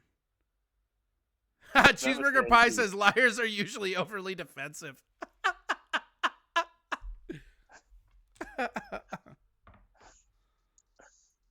Unfucking believable, Mikey. What happened? He fucking showed me a picture of his balls. Isn't that one, dude? Isn't that one where he's like leaned over? Yeah, Dude, okay, like here's the thing, right? Like not to just scope out another dude's junk or anything, but like there's no CGI in that picture, Tom. How fucking creepy is that? That's like I have had friends of mine send me pictures as like a joke, like, "Oh, look at this dick faggot" type shit. I have never seen a more like just I will say upsetting dick pic. Cause like, look at that. Like the dude like fucking No, I'm not gonna look at it again, Corey. Okay. it's already burned. Well, okay, you can't look at it again if you never closed it. I get that. Exactly. Okay? Now you can get your now you can get your rocks off while you smoking your rocks off. But where's the dick? He's just showing balls in his face. There What the is no fuck, dick. man? He doesn't need to. Look at how long and fucking crazy those fucking balls are, though. Like, I mean, those are fucking like there is 0% chance that when Mikey takes a shit, he's not wrapping his balls around his shaft at least 3 times. Or he's making ball tea. Ugh. Like, I'm not even offended. Like, I'm not even offended by that picture. It's just like one of those fucking weird ass oddities, right? Like a Siamese twin. Like fucking come see the human being with fucking donkey nuts. Right. Too bad all those growth genes went into the nut sacks and not the actual shaft. He's got a small dick. That's the joke I'm making, Tom. Pay attention. No, I was paying attention. I also just didn't think that was funny. Another heel turn, huh? It's not a heel turn. I'm just fucking correct, Corey. MME35 says since there's a shortage on chemicals due to COVID, Tom has to rush to the dealer's house before the drought. Wait, crackheads keep clean houses? Cream of Jean Studio says, nope, it covers it all. Do whatever. So you've got free lunch. What? The fuck Matt is everybody talking about? Doima says, I thought meth was the cleaning drug. It doesn't matter. I swear to God, I don't have enough energy to fucking have this conversation anymore. Why are you so cranky? Because I'm basically being accused of being a fucking crackhead by a bunch of morons who don't fucking know any better. But you came at them with a heel turn. You can't get mad at the crowd when they go after the heel. Well, I can because you're giving me a platform to go after them. I mean, that's I like it. Hey, this is for us, man. You get it all out. I don't care about them. You know that. Cream of Jean Studios says Mikey 2 avocados in a sock doesn't have the same ring to it. I see why he chose Milks. I swear to God, I just got another message. It's from Mikey with another fucking weird picture. I'm gonna go up to St. Cloud. I'm gonna beat the living shit out of him. He doesn't live in St. Cloud. Okay, somewhere up in that fucking stupid neck of the woods. What, Annandale or some shit? Hey, you go to Annandale or St. Cloud, and I'll let you know when you're close to Mikey's house, you moron. Taxes Theft says crackheads are always so crabby. That's how many crackheads does fucking Texas Theft knows? Magic Cosmo says, when our state opens up again, I'll take Tom out for a nice bowl of pho. Okay. I like pho. MME35 said, oh, did the drought already hit? He does sound like he's detoxing. That's why he's cranky. That's pretty good. I know you're mad because it's like you're the butt of the joke or whatever, but that's objectively a pretty fun bit. Yeah, no, it's super duper. Why are you? Honestly, You're locking it's down, just the bro. best. I'm not locking down. I'm speaking the truth. It's super duper. Taxes Theft said, I know one crackhead, Tom. Its name is Tom. I don't know what that means. Is that your pronoun? Do you prefer it? No, Yeah, right? Super weird. I'm a guy Who's your favorite heel of the 80s? of the '80s. Yeah. Iron Sheik probably. Who do you like better, Iron Sheik or The Sheik? I don't know, probably the Iron Sheik to be honest. Is that just because he called Hulk Hogan a faggot? That's not the only reason. I mean, the guy's pretty, like, honestly, his personal journey and stuff like that is pretty dope. So. You know, Tom, he did crack. Yes, he did. You He can has be- done crack. It's funny how did. art You're imitates right. life in your crackhead life. Fucking son of a bitch. God damn it.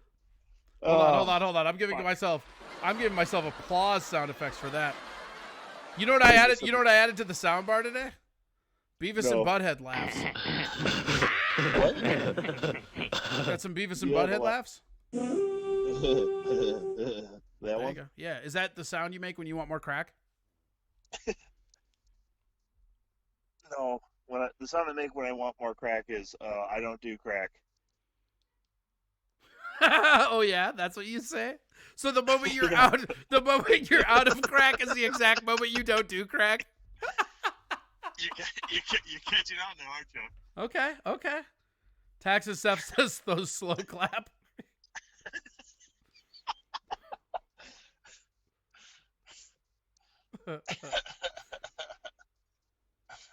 Magic Cosmos said, I'll explain my idea for a Bruce Campbell Superman. Tovar came in with all caps. Tom definitely does crack. God damn it. Why do you sound like you're far away and smoking crack now? Because I'm far away. Yeah. Smoking How was that? crack. How was that hit, bro? Don't worry about how it was. Don't worry about. See, that is spoken like a true fucking crackhead. Yep, true fucking crackhead over here. The most functional crackhead. Yeah, he's clearly doing it now, says Taxes Theft. Yeah. He goes all echoey for a second.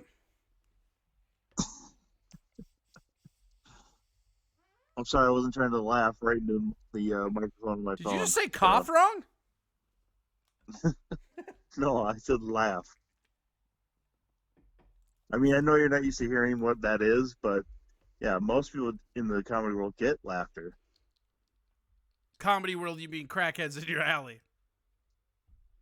Say again? I don't know. Wasn't my best work. I'm not going to revisit it. Yeah, that's a good call. Yeah. Oh, I know.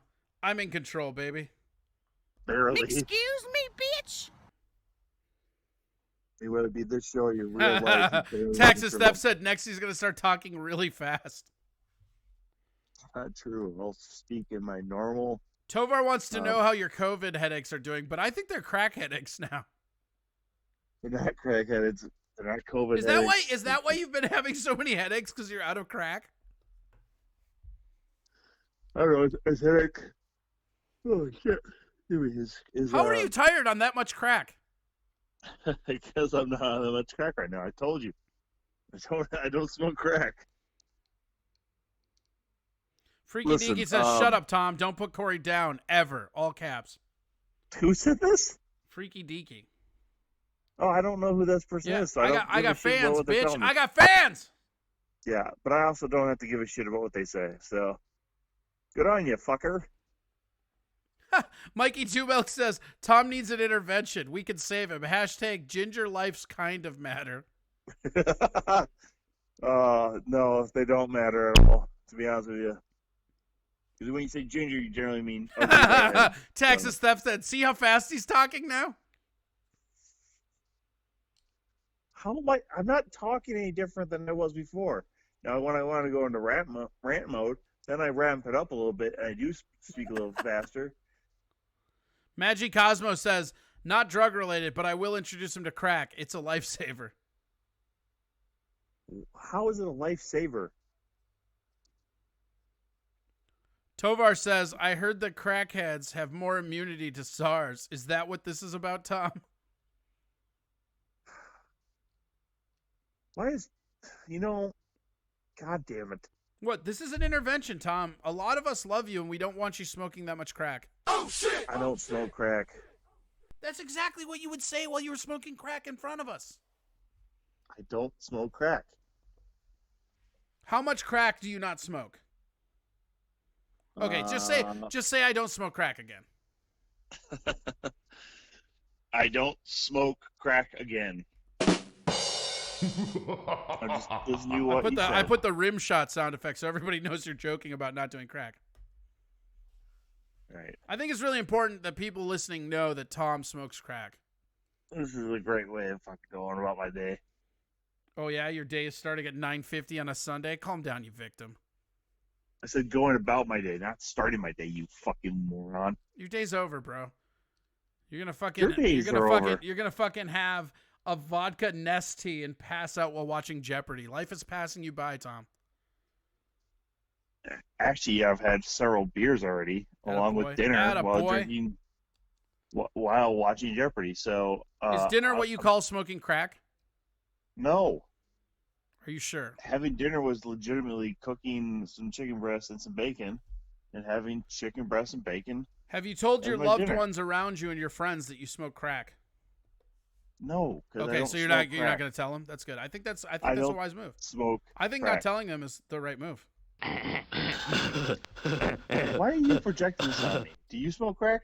This is just your way of asking for help, Corey? Please, I wish I could afford crack. Are you kidding me? I've been smoking vacuum cleaner bag shavings for months. No. Is that from all the meth that was left at your house, or what? You just have Magic Cosmo said, if he's drinking Colt 45, I could be in love. Jesus. No, it's not Colt 45. Tovar says chicken breast and bacon equal crack. I mean, Texas Theft says just listen to him in his natural crackhead environment. Holy shit. Oh, this might be my new favorite, okay? Mikey Two Milk says, Tim, we can't help you if you can't admit you have a problem. I just really love when people, I don't know if it's like an autocorrect thing or if they're doing it intentional, but like calling you Tim is pretty funny. Are we done here? I don't Are know. we done screwing around? What's wrong with you? What do you mean? What's wrong with me? You come in as a heel and then you're acting all hurt. Which is it? You want to be the baby face or the heel? I'm not fucking hurt. I'm just asking if we're done here. Like, it's kind of run its course already, hasn't it? I mean, Jesus Christ, I understand everybody's having some fucking fun, but you can't be hearing this much shit about crack and shit like that. Or having this many stupid questions about crack use. Why? Because it's fucking boring to me. I'm all fine with taking your fucking phone calls and stuff like that, man, but holy shit, it's boring on most of this shit.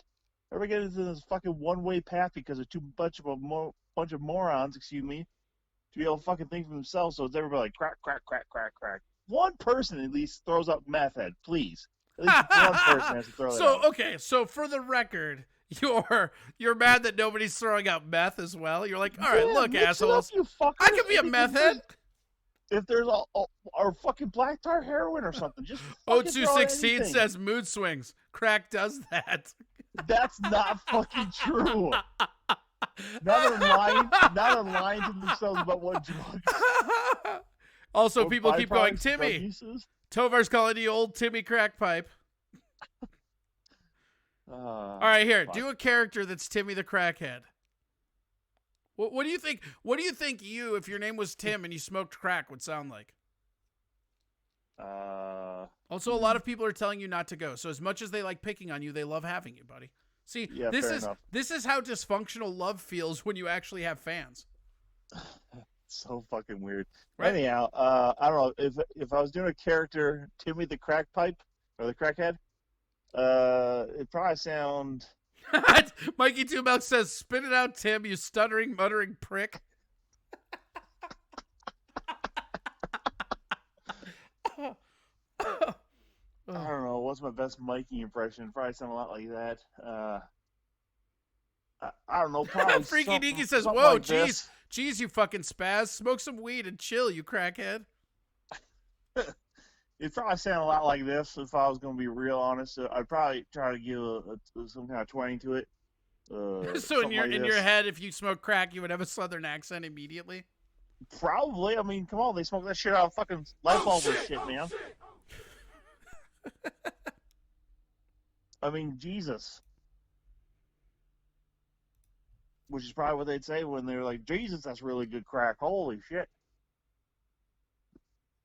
Can I get another hit of that pipe? See, MME 35 says, "Okay, ask Tom about COVID conspiracy theories now. Crackheads have the best theories. What's your theory on COVID right now?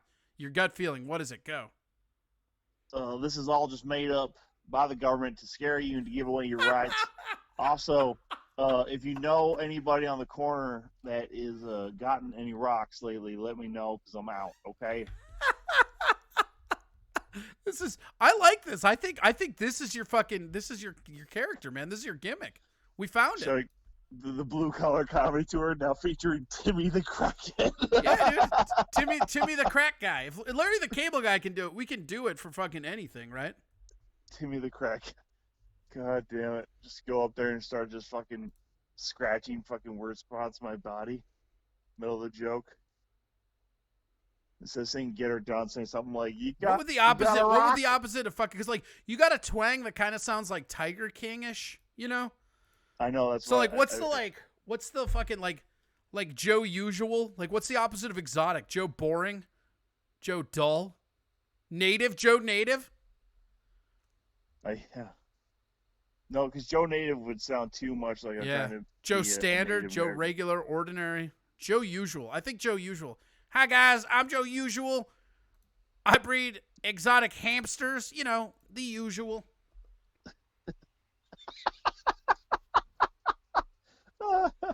You know, I haven't seen Tiger King yet, right? You need to do that, man. I don't know what you're dragging your fucking pussy lips on. I'm watching Jeopardy when I have time. Come on, man. What is things a virgin will say? Do do do do do do do. The categories are what virgins say, dumb excuses for not talking to Corey, crackheads, Tim Exotic, house cat queen. This took a turn and I love it. Jesus. Taxes theft, and every time he says this, I always imagine it in Vince Russo's voice. He goes, "Do it, bro. It's a great gimmick." That would be exactly what Vince Russo would say on something like this. Yeah, I think we can make this work, bro. Tovar says, "If you get angry about being a crackhead, you might be a crackhead. You might be a crackhead." Tovar, you're doing these in the wrong order. You have to, the crackhead parts.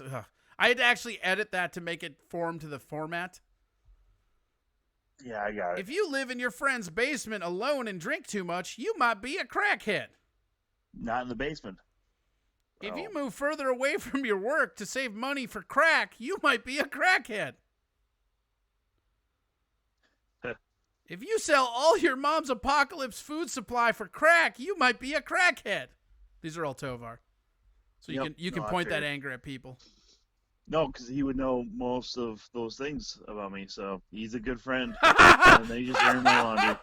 Holy shit, dude. Mikey Two Milk says, "I imagine Tim is the dude not getting fucked in a cuckold video." Well, I suppose if he needs money for crack, then yes, he would allow somebody to Oh. fuck his girlfriend or wife.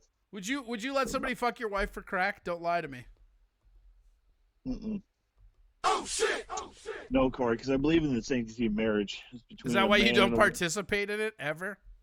Yeah, exactly. I mean, it's between two loving people, between them alone. That's it. Taxes Theft says, "If you're on the phone with a comedian friend right now, you might be a crackhead." Wait a minute. Does that get me too? I hate this. Yeah, yeah. I hate this game now. Yeah, it does. Oh, do you? Corey Stern said Tim would be Joe Exotic's third husband just for a little crack. I gotta assume that if you're Mikey Two if Milk you're- says, "I'll fuck his wife for some crack." I don't have a wife.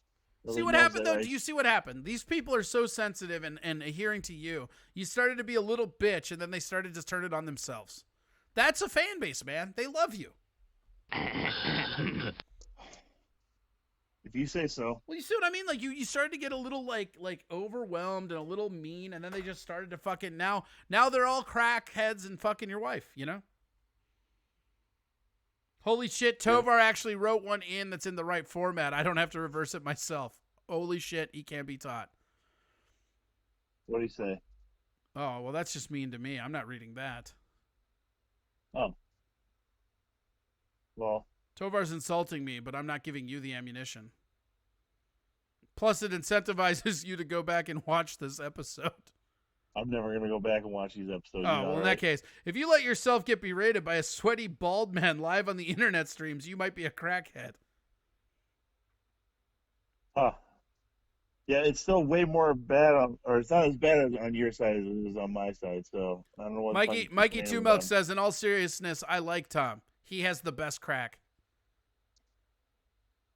Oh, so he's just used me for my crack now, huh? Jesus. Stay in character, Tim. You want me to stay in character? Or should I go like even more deep? Yeah, yes. Childhood? How deep does it Wait. go? Let's go even deeper. How deep does it go? Should I go Florida deep, or should I go like start talking kind of like this, where it's an influence of people on the Everglades and people from northern south parts like Atlanta and other places of the southeast United States.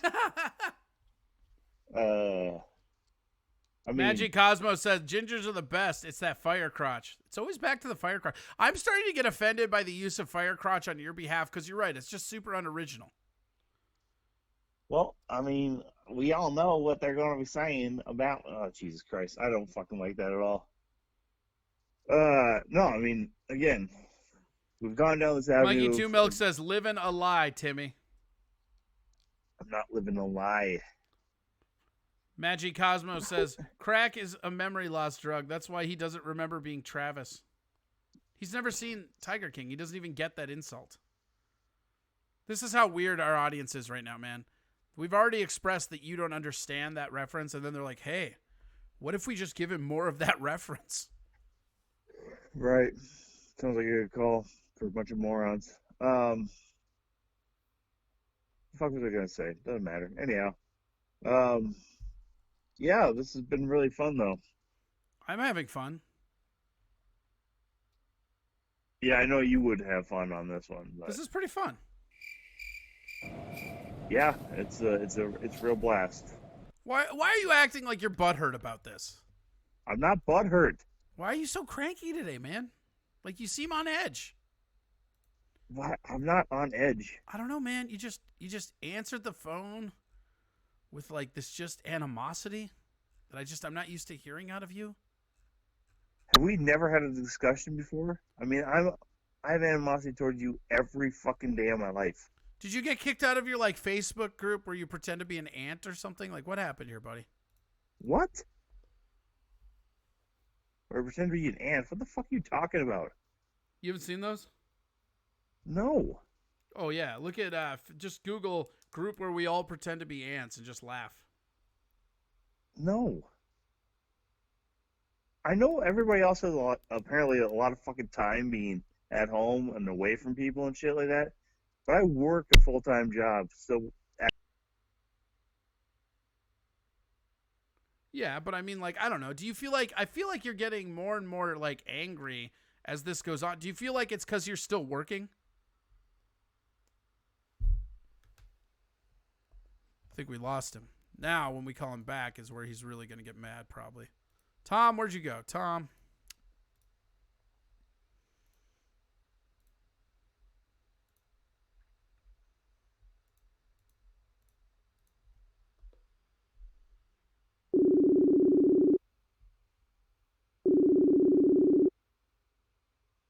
oh, you dickhead, you fucking dropped the call. Yeah, no, that might have been me.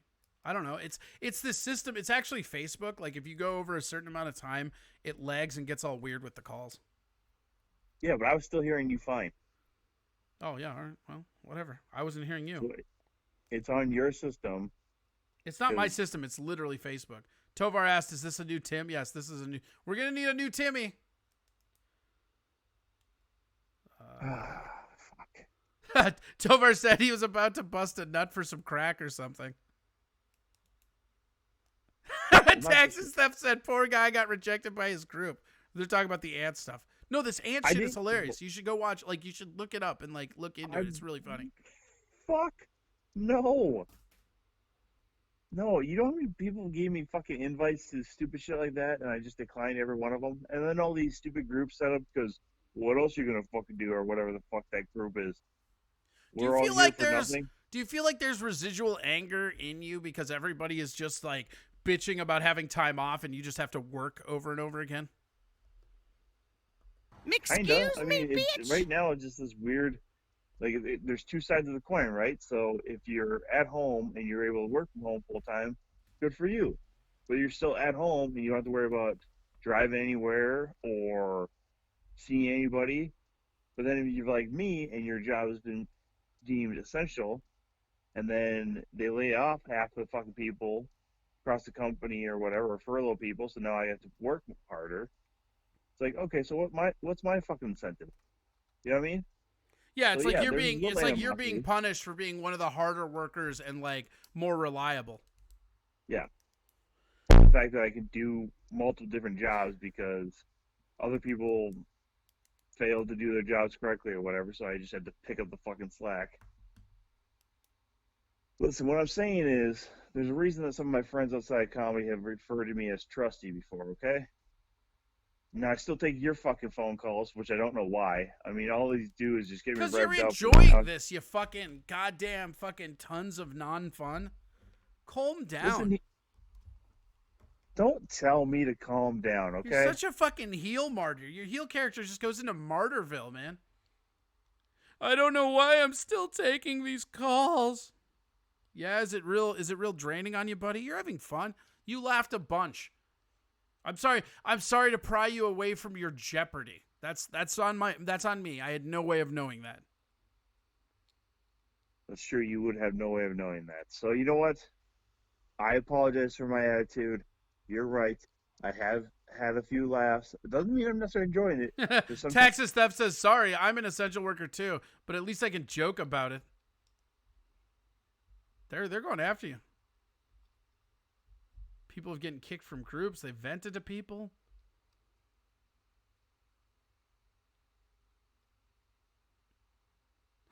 Freaky Deaky says, Tom, you bitch too much. You need to stop doing that. And crack.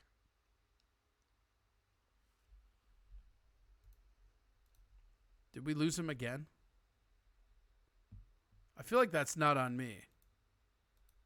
Whoa, did that lock up? That locked up Facebook, man. That was an epic one right there. Let's wow.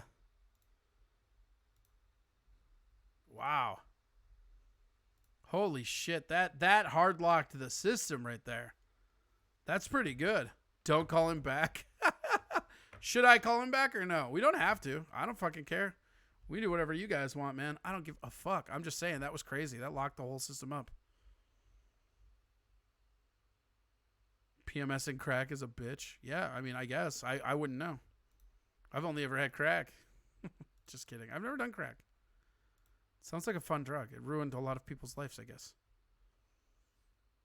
That's so funny that it hard called. You know what? We're gonna call him back yet again. He's had enough time waiting.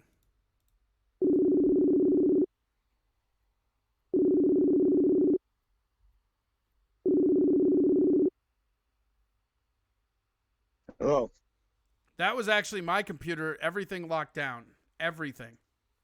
huh. So are we back on Twitch, or is this just between you and me? Yeah, we're back on Twitch.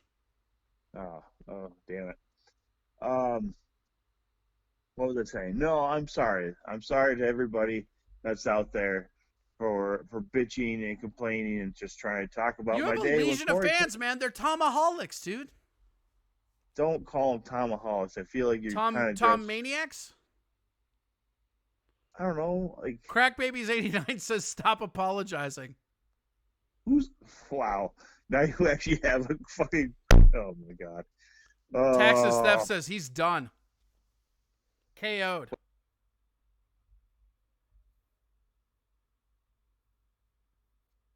Did it just happen again? See, I don't think it's my connection because it keeps happening with just Tom. Tom can still hear us, but we can't hear him, right? Like I don't understand that. Whoa, God, hi. Yeah, I don't know, man. This fucking shit is whack.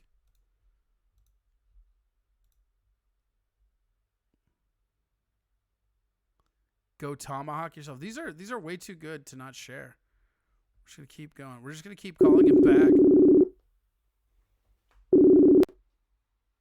Hello again. Are you just hanging up on me? No, I swear to God, dude, I'm not. I think it might be your system, man, or maybe the internet's just garbage. There, Because you're I'm the only actually person call- this has happened to like this. What's that? They're going after you. They got tomahawked, Tommy knockers. Talking about how you don't have time for anybody anymore. You're too big time now that you discovered crack. I'm not big time at anybody, okay? What And you if I gonna was do when Tomomania runs wild on you, brother? Here's another thing I was thinking about, by the way, too. If I was on crack, then I would at least have an excuse of why my life might be in the shitter, but I'm not. I'm not saying that. Why do you See? think your life's in the shitter? You're still working. You're fine. I don't know. I mean, kinda. I don't. Whatever, man. That's beside the point. Let's not go into details. No, about let's why. go into details. Let's air this shit out in public, baby. No, because See, I think he is hanging up because it always fucks up right when he's about to say something meaningful. Tom's doing like a heel turn, Dave. I don't know what that means, but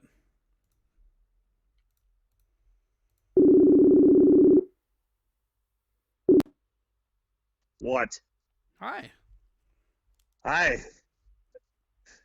How are you? Good. Long time no talk. I know it feels like it's only been a few seconds, but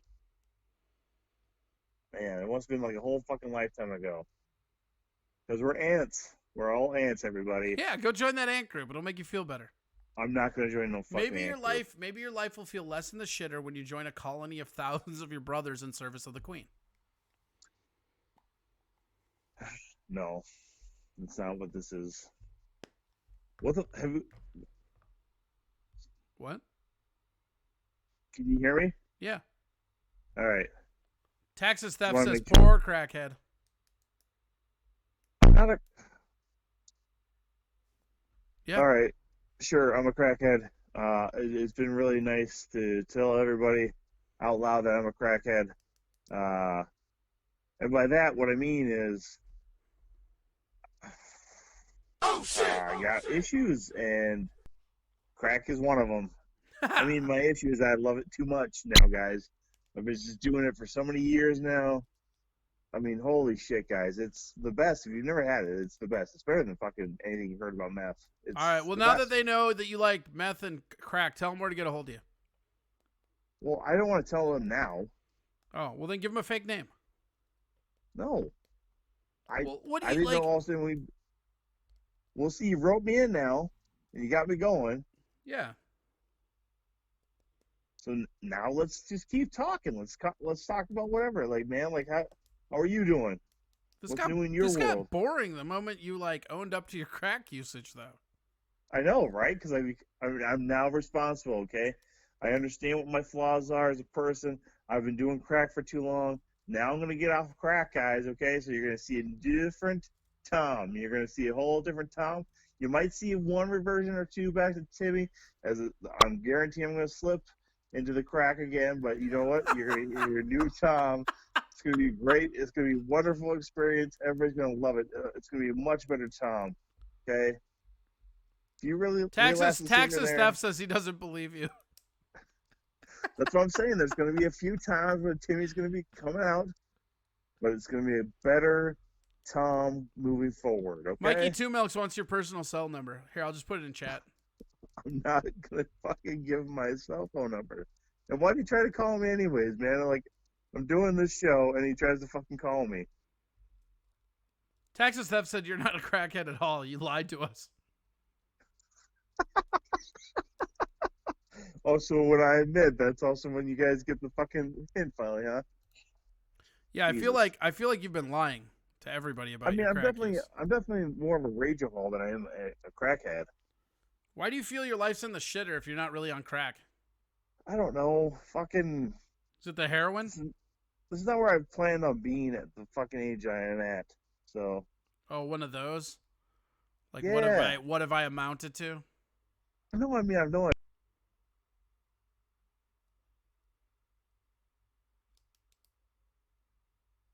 It's like the moment we get to any kind of meaningful conversation, his mic cuts out. He's still there though. He can still hear us. I wonder if it'll clip back in. This is all Facebook's doing. I should start getting Skype or something. This shit is just not. It's not working out as much as I want it to. Hold on.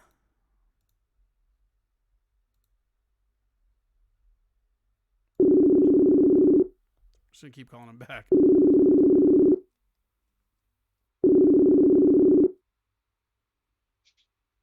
I swear to God, dude. I'm not doing it, man. I know you're not doing it, and I know because there'd probably be somebody like, I heard him. You'd have to be saying that.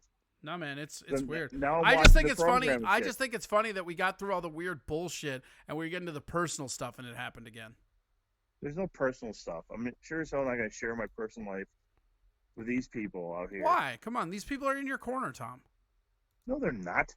Do you think like this is why you're not where you want to be in life is because there's a wall there and you can't trust people? I know. No, because these all are fair weather because they're here and now, and they want to hear you belittle me, and then they're just going to jump on your bandwagon and stuff. Because again, you're the These face, people right? belittle me more than Everybody you do. loves you. Everybody loves Corey. Everybody loves Corey, but no one likes Tom because they just have me as portrayed as this fucking character and shit. So I'm just gonna play into their fucking theory. So here's Crackhead Timmy, everybody. Crackhead Timmy. Crackhead Timmy. Mr. Black, Mr. Black Minneapolis said, "I wish Tom would look up to himself."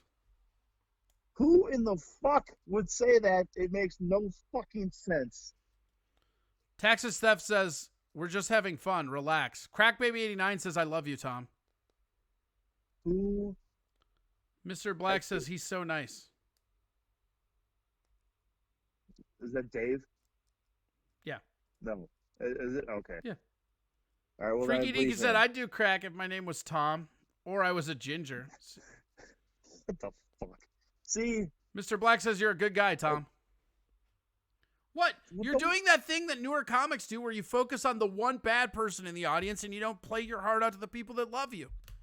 Play to your goddamn fan base. Oh shit! Oh shit! Oh shit! they're not my fan base, Corey. They're fans. They of are. yours. They love how you do crack, Tom. No one loves how anybody does crack unless they're doing crack right next to them. Okay, that's it. And even then, how would that go? Hey man, you're really smoking that crack like a real champion. Don't fucking say that shit. I think you do smoke crack like a champion, Tom. Tom, tell people No. where to get a hold of you and ultimately steal your crack. At Tom Chellstrom on Twitter and Instagram, Facebook.com, tom.chellstrom. Are you having fun? Are you okay? Did we lighten your life a little bit today? Fuck off, Corey. I'm going to take that as a yes. Yeah, because I said fuck off, Corey, as I'm chuckling. Mikey you Two can Milk take it as says, a yes. Tom, I'm your fan, and then said heart emoji, but he spelled out heart emoji rather than do as heart emoji. God damn it. Fuck you people. I'm out of here. This is bullshit. All right, goodbye. Bye. That was Tom. And now we're going to give him about a standing 4 count. And then we're going to call him right back. Because that's how you be a dick. What the fuck Oh, hi. now? Hi. What do you want? You doing some crack? I'm not doing crack. I'm just trying to watch the Final Jeopardy. Is Final Jeopardy what you call doing crack?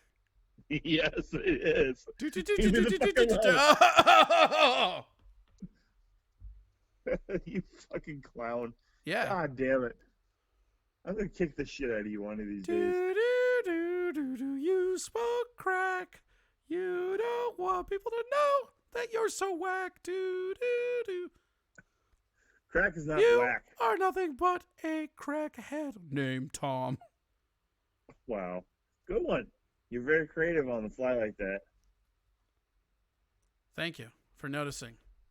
Yeah. Hey, do me a favor, would you? What? Would you just like chin up? There's a silver lining coming, buddy. I can't chin up. Think about it. Think about it. How much further could rock bottom really be? You're almost there, man. It's only up from here. Yeah, I suppose. That's what I guess I'm being told. It's only up from here. Who do you think dies first, Alex Trebek or you? Alex Trebek, because he's actually sick of something. Me, I'm just being a passive aggressive douchebag on Twitch right now. So At least you know what you are. Oh shit! Oh shit! Oh, yeah, I've known for a while, but I'm just a passive aggressive. You know what I should just start doing is just telling everybody how I actually fucking feel about them. Yeah, oh, you mean like what I've been advocating you to do for fucking years? Yes, Tom, you should stop swallowing your shit so that it eats you up inside, and you should lash out at people around you. You should absolutely do that. I'm not even being sarcastic. Shouldn't lash out. That's not appropriate either. I've learned that from Miss Manners, okay? Anyhow. Mikey Two Milk says, clean up your Brillo, Tom. It's a new crack rock tomorrow. That may not be true, okay? Because if I don't have crack tomorrow, then it's not a new crack rock. Crack Babies 89 says, yes, Tom, let it out. Taxes Theft says, do it.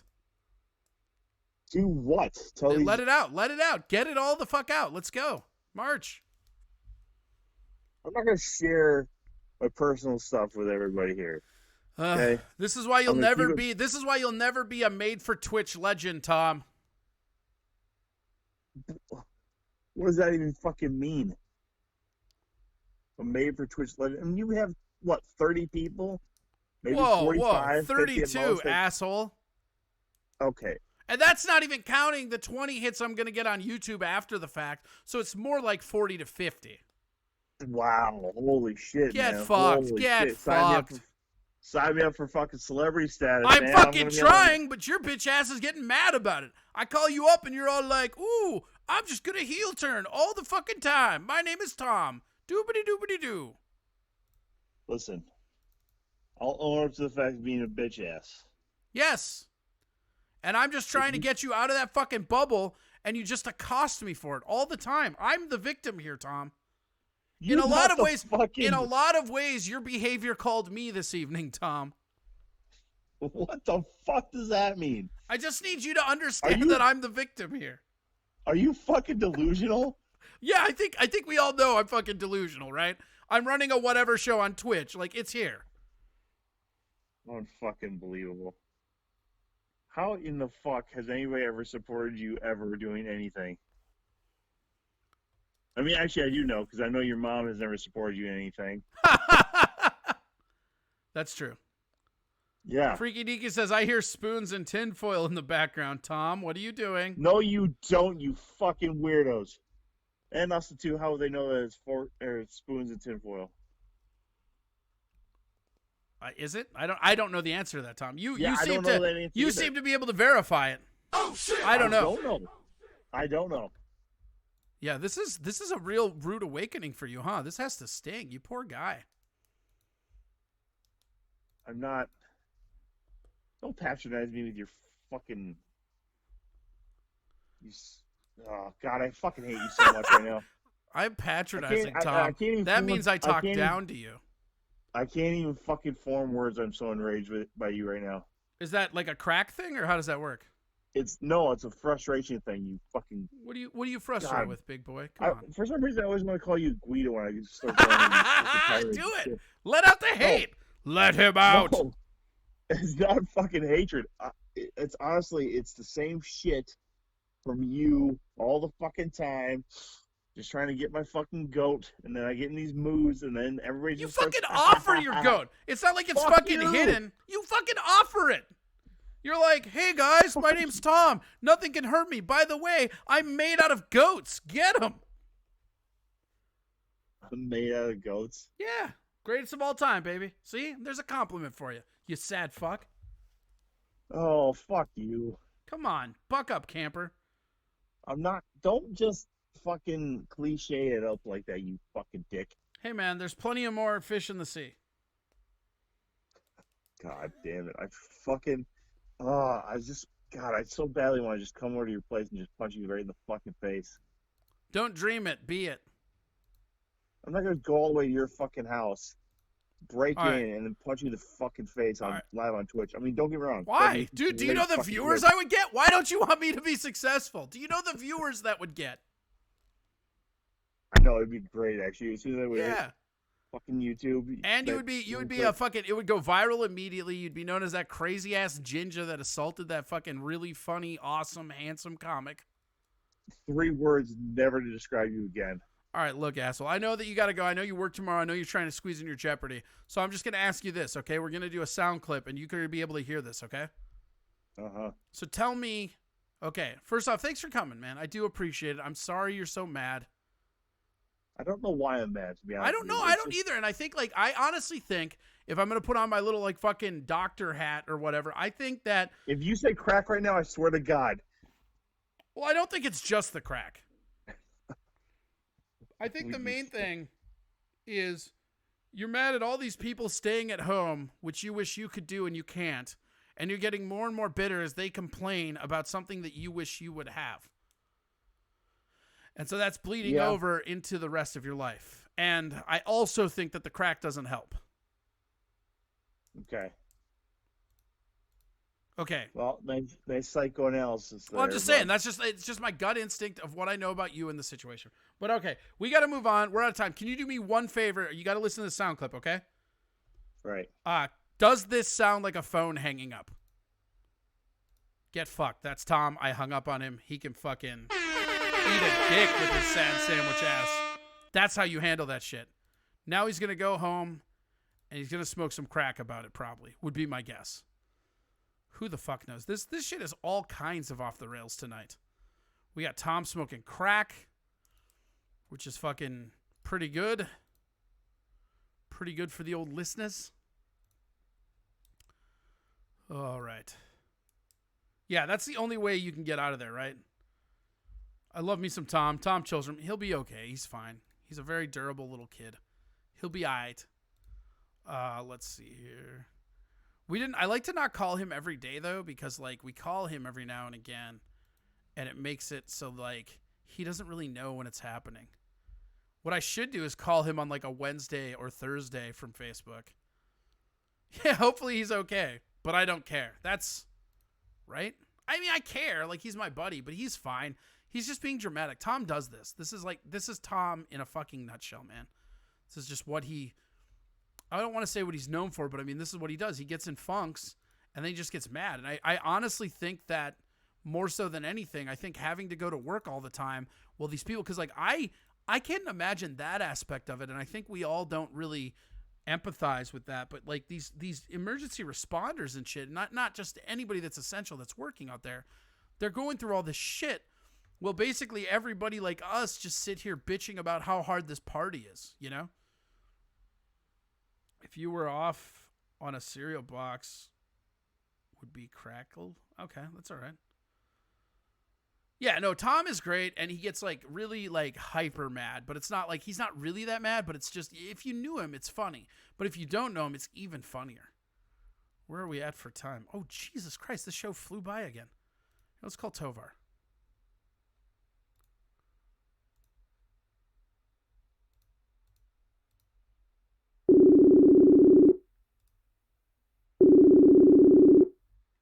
Hello? Hello. Hey, what's going on?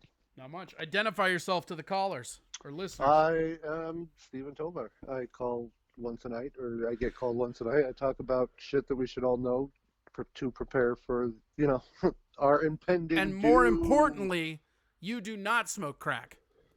No, not as much crack anymore. No, I don't smoke crack.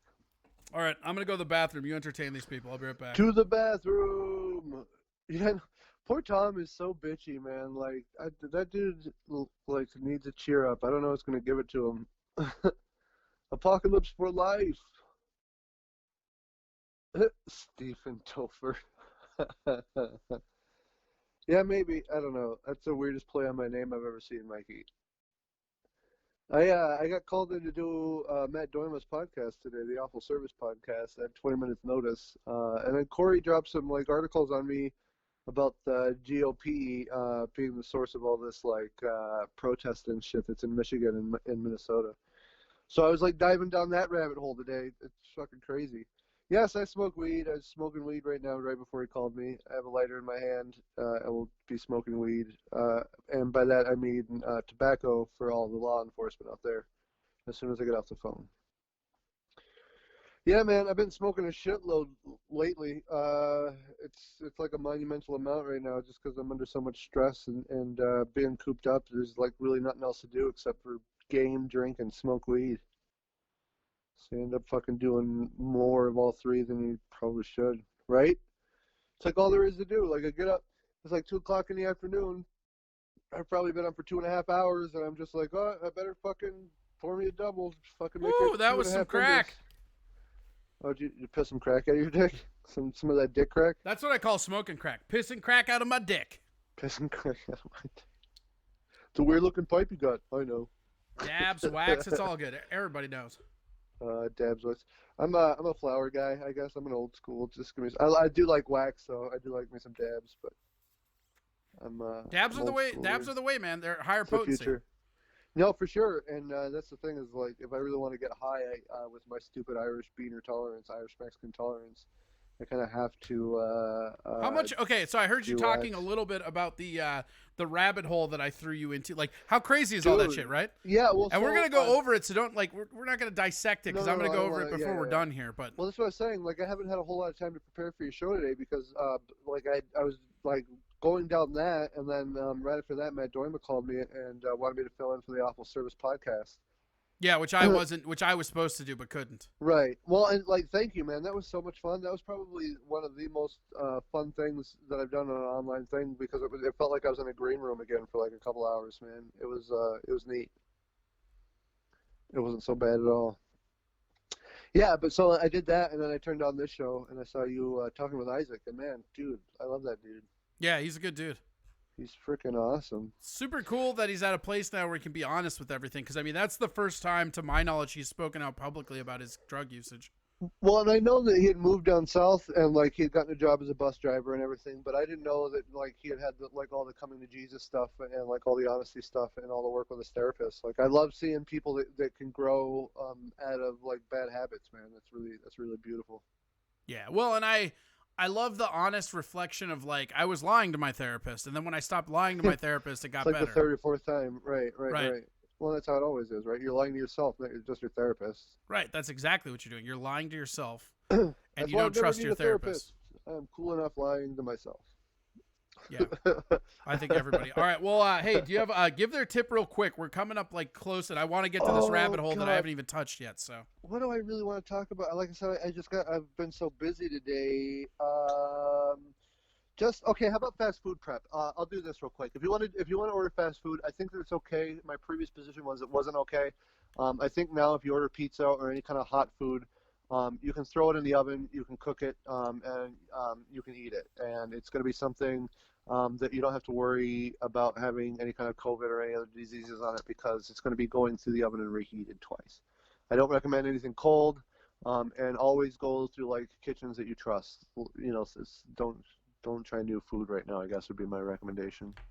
Or I don't know. I don't think it matters, honestly. I'm back on the doesn't matter wagon.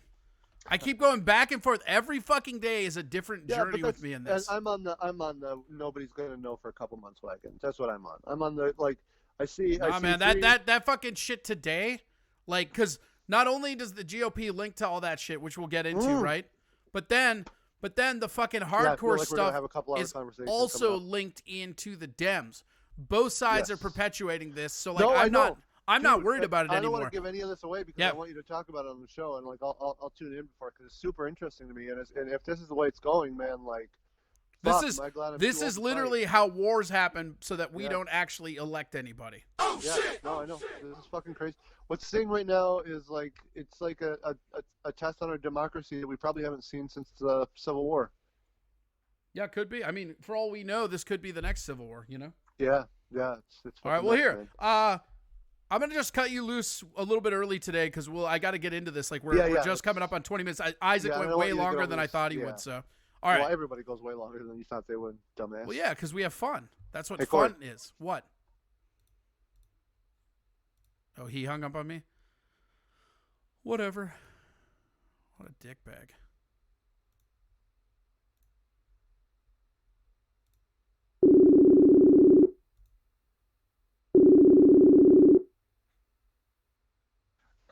Hey, you cut out. What were you saying?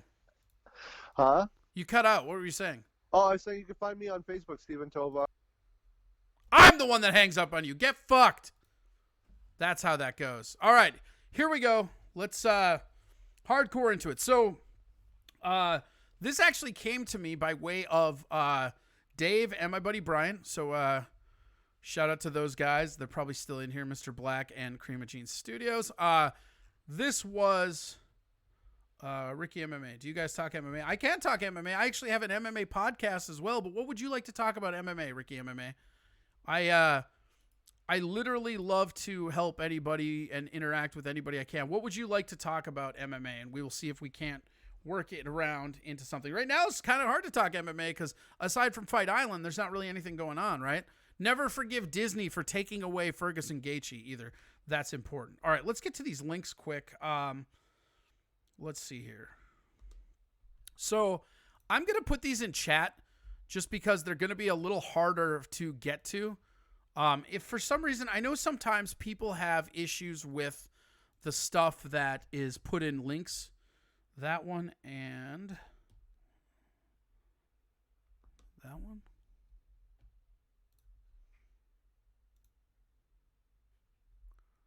Yeah, okay, so it starts here. Okay, so first off, what we have to do is there we go, boom. Yeah, Gaethje's the best, man. He's one of my favorites. I was really excited. Okay, but what we really have to do here first is before we get into those links, I want to talk to you about something called astroturfing. And astroturfing is something that a lot of people might not know what it is, but I'm going to go over. It's basically like gaslighting The name is a reference to some. I got this video loaded up that explains it, so we're gonna watch that real quick, and then we'll come back. I don't know. We're gonna mute that. Fuck that music. There we go. If I get a copyright complaint because of that music, I'm gonna be pissed as fuck. For example, political adverts of masking. Here we go. Astroturfing is the practice of masking the sponsors of a message or organization. For example, political, advertising, religious or public relations, to make it appear as though it originates from and is supported by a grassroots participant. It is a practice intended to give the statements or organization's credibility by withholding information about the source's financial connection. The term astroturfing is derived from AstroTurf, a brand of synthetic carpeting designed to resemble natural grass, as a play on the word grassroots. The implication behind the use of the term is that there are no true or natural grassroots, but rather fake or artificial support, although some astroturfing operatives defend the practice. In political science, it is defined as the process of seeking electoral victory or legislative relief for grievances by helping political actors find and mobilize a sympathetic public, and is designed to create the image of public consensus where there is none. Astroturfing is the use of fake grassroots efforts that primarily focus on influencing public opinion and typically are funded by corporations and governmental entities to That's form important. opinions. On the internet, astroturfers use software to mask their identity. Sometimes one individual operates through many personas to give the impression of widespread support for their client's agenda. Some studies suggest astroturfing can alter public viewpoints and create enough doubt to inhibit action. Many countries have laws that prohibit more overt astroturfing practices. In the United States, the Federal Trade Commission (FTC) may send cease and desist orders or require a fine of $16,000 per day for those that violate its guides concerning the use of endorsements and testimonials in advertising. The FTC's guides were updated in 2009 to address social media and word-of-mouth marketing. According to an article in the Journal of Consumer Policy, the FTC's guides holds advertisers responsible for ensuring bloggers or product endorsers comply with the guides, and any product endorsers with a material connection are required to provide honest reviews. In the European Union, the Unfair Commercial Practices Directive requires that paid-for editorial content in the media so- provide a clear disclosure. We're gonna just quit with that for right now. The thing to remember about astroturfing, and the thing that's the more important part of all this,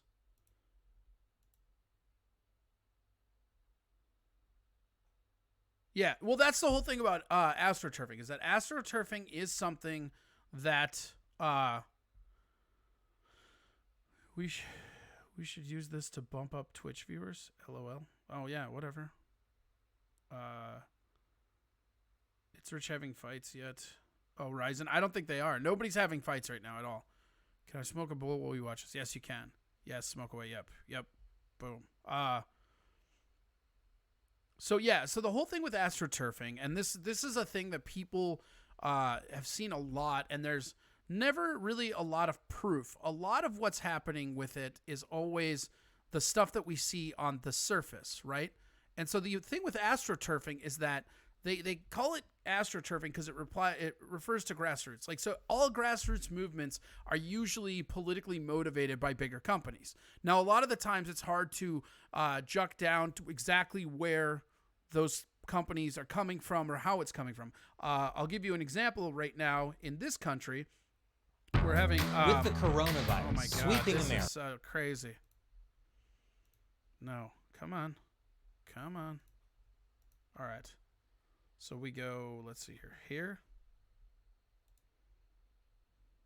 So now, okay.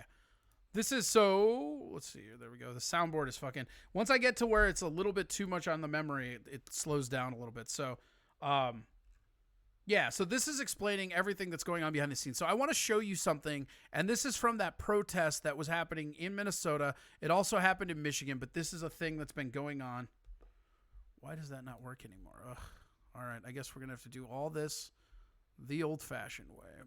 Boom. So here. Hey friends, Marty Hockenberg here. Wow, we are super excited about the response that we are receiving about the Liberate Minnesota protest this Friday, April 17th from noon to 3 in front of Governor Walz's house. Minnesota patriots are literally rising up to demand that our Governor Walz and our state legislators end this lockdown. It is not the governor's place to restrict free movement of Minnesota citizens. Minnesota's economy must be reopened for business. Our protest is giving grassroots citizens a forum where our Notice voices their use of grassroots will be there. heard by our governor. We are getting such a great response that there could be anywhere between 500 to 1,000 people at the Liberate Minnesota protest. Our team of grassroots activists, citizens, are providing a peaceful way for our fellow American citizens to exercise our constitutional right to assembly and free speech. We expect that people will be respectful of themselves, of others, and of private and public property.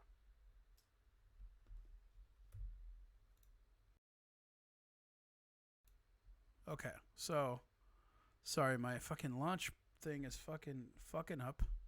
So I got to do this all by hand again. There we go. Let's see if we're going to... I'm actually going to reset this real quick and see if that helps. Sometimes when I hit the 3-hour mark on this shit, it just doesn't work. But okay, so astroturfing is basically, like I said, a company influencing everything and wanting to know what's going on. So what's going on... So what's going on with this shit is... Hold on one sec. Sorry, I'm just trying to fix 2 or 3 things at the same fucking time here. It's just not working pretty well. There we go. All right. Did that work? Did that do it? I think it might have. I think we got it. Let's see if that works. Hold on. Yeah, all right. Cool. It's back on. Okay, so here we go. So... It's not the CIA, MME. So, okay, what I wanted to go is, okay, so we've covered astroturfing. Astroturfing is a big deal because it's how the companies appear to know what's going on with the smaller shit in the country, right? Like the grassroots movements. And the way that this is being portrayed is that this is the citizens standing up for their rights, but that's not what's fucking going on. So, on Reddit, and I've posted these links in here. We have, I'll even pop this over right here. This isn't a conspiracy, wrong one. This one. There we go. There's an imperial ton of astroturfing going on, which is quite visible, right? So here's where it is. You can go, so now not a lot of people know this about the internet, but you can go to almost any domain, type in who is, and unless they've changed that to private or they've altered it, it will tell you exactly who owns the domain. Now, this shit came out about a day and a half ago, and you can look that. I put the links in here. If for some reason, I know some people are watching on their phones. If you're having trouble with the links, reach out to me on Facebook or just send me a message, and I will send you the links so that you can watch it on a computer when you get a chance. But the whole thing to watch here now is this is the who is, and this is the links, and all these things are in there, in those 2 links on this Reddit thread. And all of the who is go back to the same dude in Florida. And the thing that's so weird about that is that this dude's involved in the GOP. And so what all of that means is that there's basically all the grassroots movements that you're seeing that are geared towards reopening America, like they're all centrally organized from inside the GOP, right? And then the other thing that's crazy is that right now, there was also some coronavirus insider trading stuff that the Dems were privy to. And so you've got this weird case of The GOP, that's why Trump is tweeting liberate these states, because this is a tactic being used by the Republicans right now. This is literally a Republican thing. And again, it's not a conspiracy theory. Like this guy did his work. The work is there. And it's crazy that it's not more out there because, that's how it works. But then in response to that, you had another guy that looked in, and Pennsylvania, Wisconsin, Ohio, Minnesota, Iowa, Maryland, North Carolina, New Jersey, and OK are all linked to the same thing. And again, you can go... You can go into it, and I posted it on there, but it all links back to the GOP. And that's something that is really crazy because, we're in a world right now where they can't hide this information to us. Yeah, basically everything is being open to all corporations, and that's what the insider trading was. This was all basically just a weird ruse to hurt Donald Trump's re-election bid by the Dems, or to get small businesses out of the way of bigger corporations if you're the Republicans. But this whole thing right now that's going on, you see the liberate movements, this is not only is this astroturfing, but it might be the easiest proven case of it, and there's tons of info in there. Like I said, I posted the links in there, and it's fucking crazy. And the reason why all this shit is just coming to a hilt is that there's nothing on it that can stop. Meanwhile, at the same time, the agenda points are happening where Trump basically distanced himself from the World Health Organization. There's that guy that does that China Uncovered. He did America Uncovered. He does those too, and those are also pretty good. I'm going to watch one right now with you guys. This is on the fucking Trump defunding, because this is the big thing, because remember, the World Health Organization is in the pocket of China. So what they're trying to do is set everything up so that it comes inward. They start a revolt. If they can start a citizens' uprising, then they can justify military action. That's what this is all leading to. They literally are trying to fan the flames, because if we slip into a depression, like I've been saying on this show for the last month, we will need a war to get out of that. America is a country that balances their books on war. I'm not saying it's good or bad. I'm just saying that's what happens. And if they have to balance their whole thing on war, it can be a civil war, and that will also get the population down. I'm not going to stop watching to read. I'd love to and have talking points. Yeah. Yeah, no, I don't. I mean, it's all good. This is that guy that I really like from China Uncensored, and this one's actually a China Uncensored as well, but he has America Uncensored, but this is about the WHO money that Trump just took away. Trump pulls U.S. funding from the World Health Organization. Was it overdue or a distraction? And what will China do?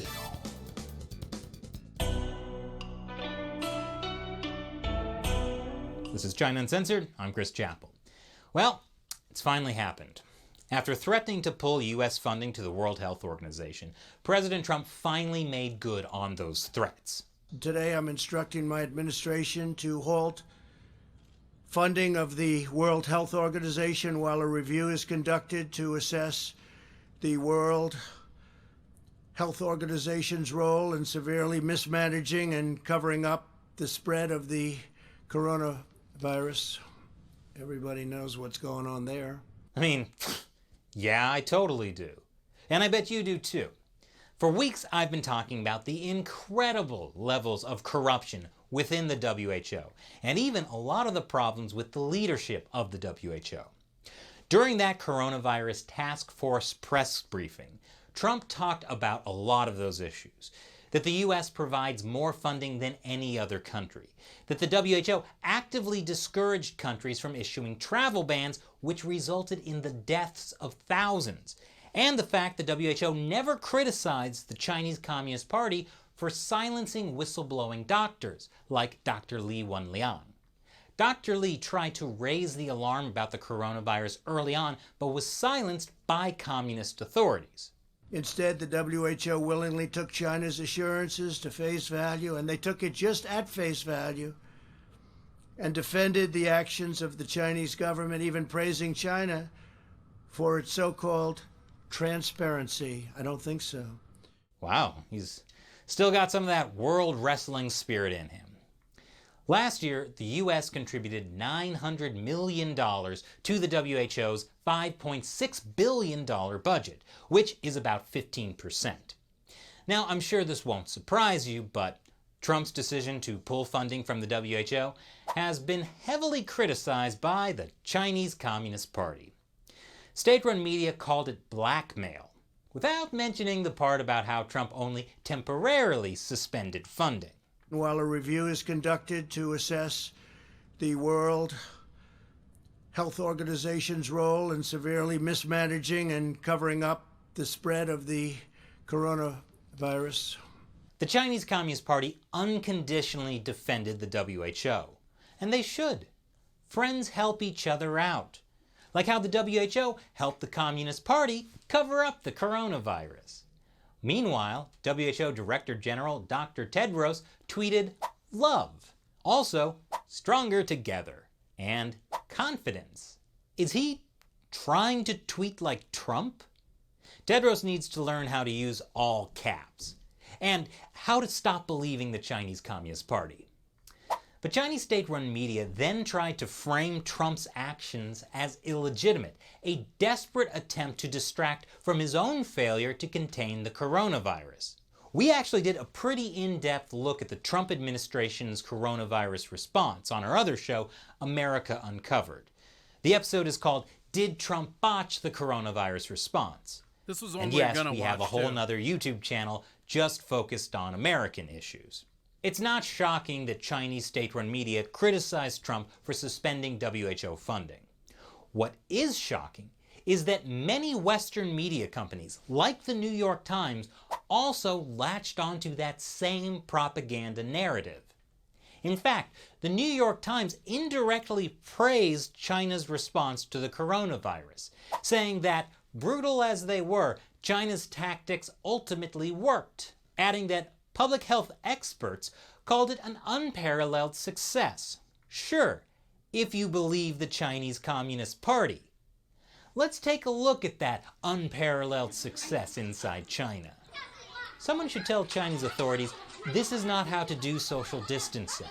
And on top of those brutal and counterproductive methods for stopping the coronavirus, China is now facing a new wave of infections, or as unnamed experts vaguely referred to in the New York Times call it, an unparalleled success. Some people are worried that if the US stops funding the WHO, then that could leave another global initiative under China's influence. Which sounds bad, right? Except that the WHO is already under China's influence and has been for years.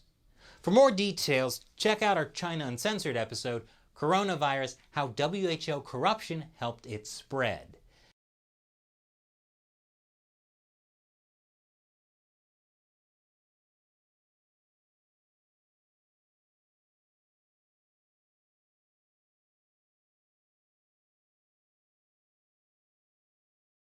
Wow, we weren't even muted.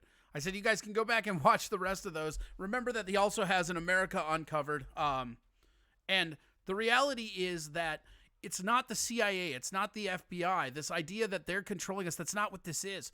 This is the GOP and the Dems, both of them. The Dems are playing around with insider trading, and the Republicans are trying to fucking go. You can hear me now, I bet. I bet it was just a lag. Yeah, I didn't have the mute button on. Sorry, that's my bad. Let's see, we got but yeah, I'm gonna post those Reddit links one more time just in case anybody needs them, because I just think like, and if you have, again, if you can't read these or you're having trouble, hit me up. I will absolutely give them to you elsewhere as well. But I mean, there's a lot to go through. Tovar mentioned that today I hit him with this when it was given to me, and I spent all day going through this shit, and it's not a conspiracy theory, guys. Like, there's a paper trail. There's a trail of it that proves it. That's what's so crazy.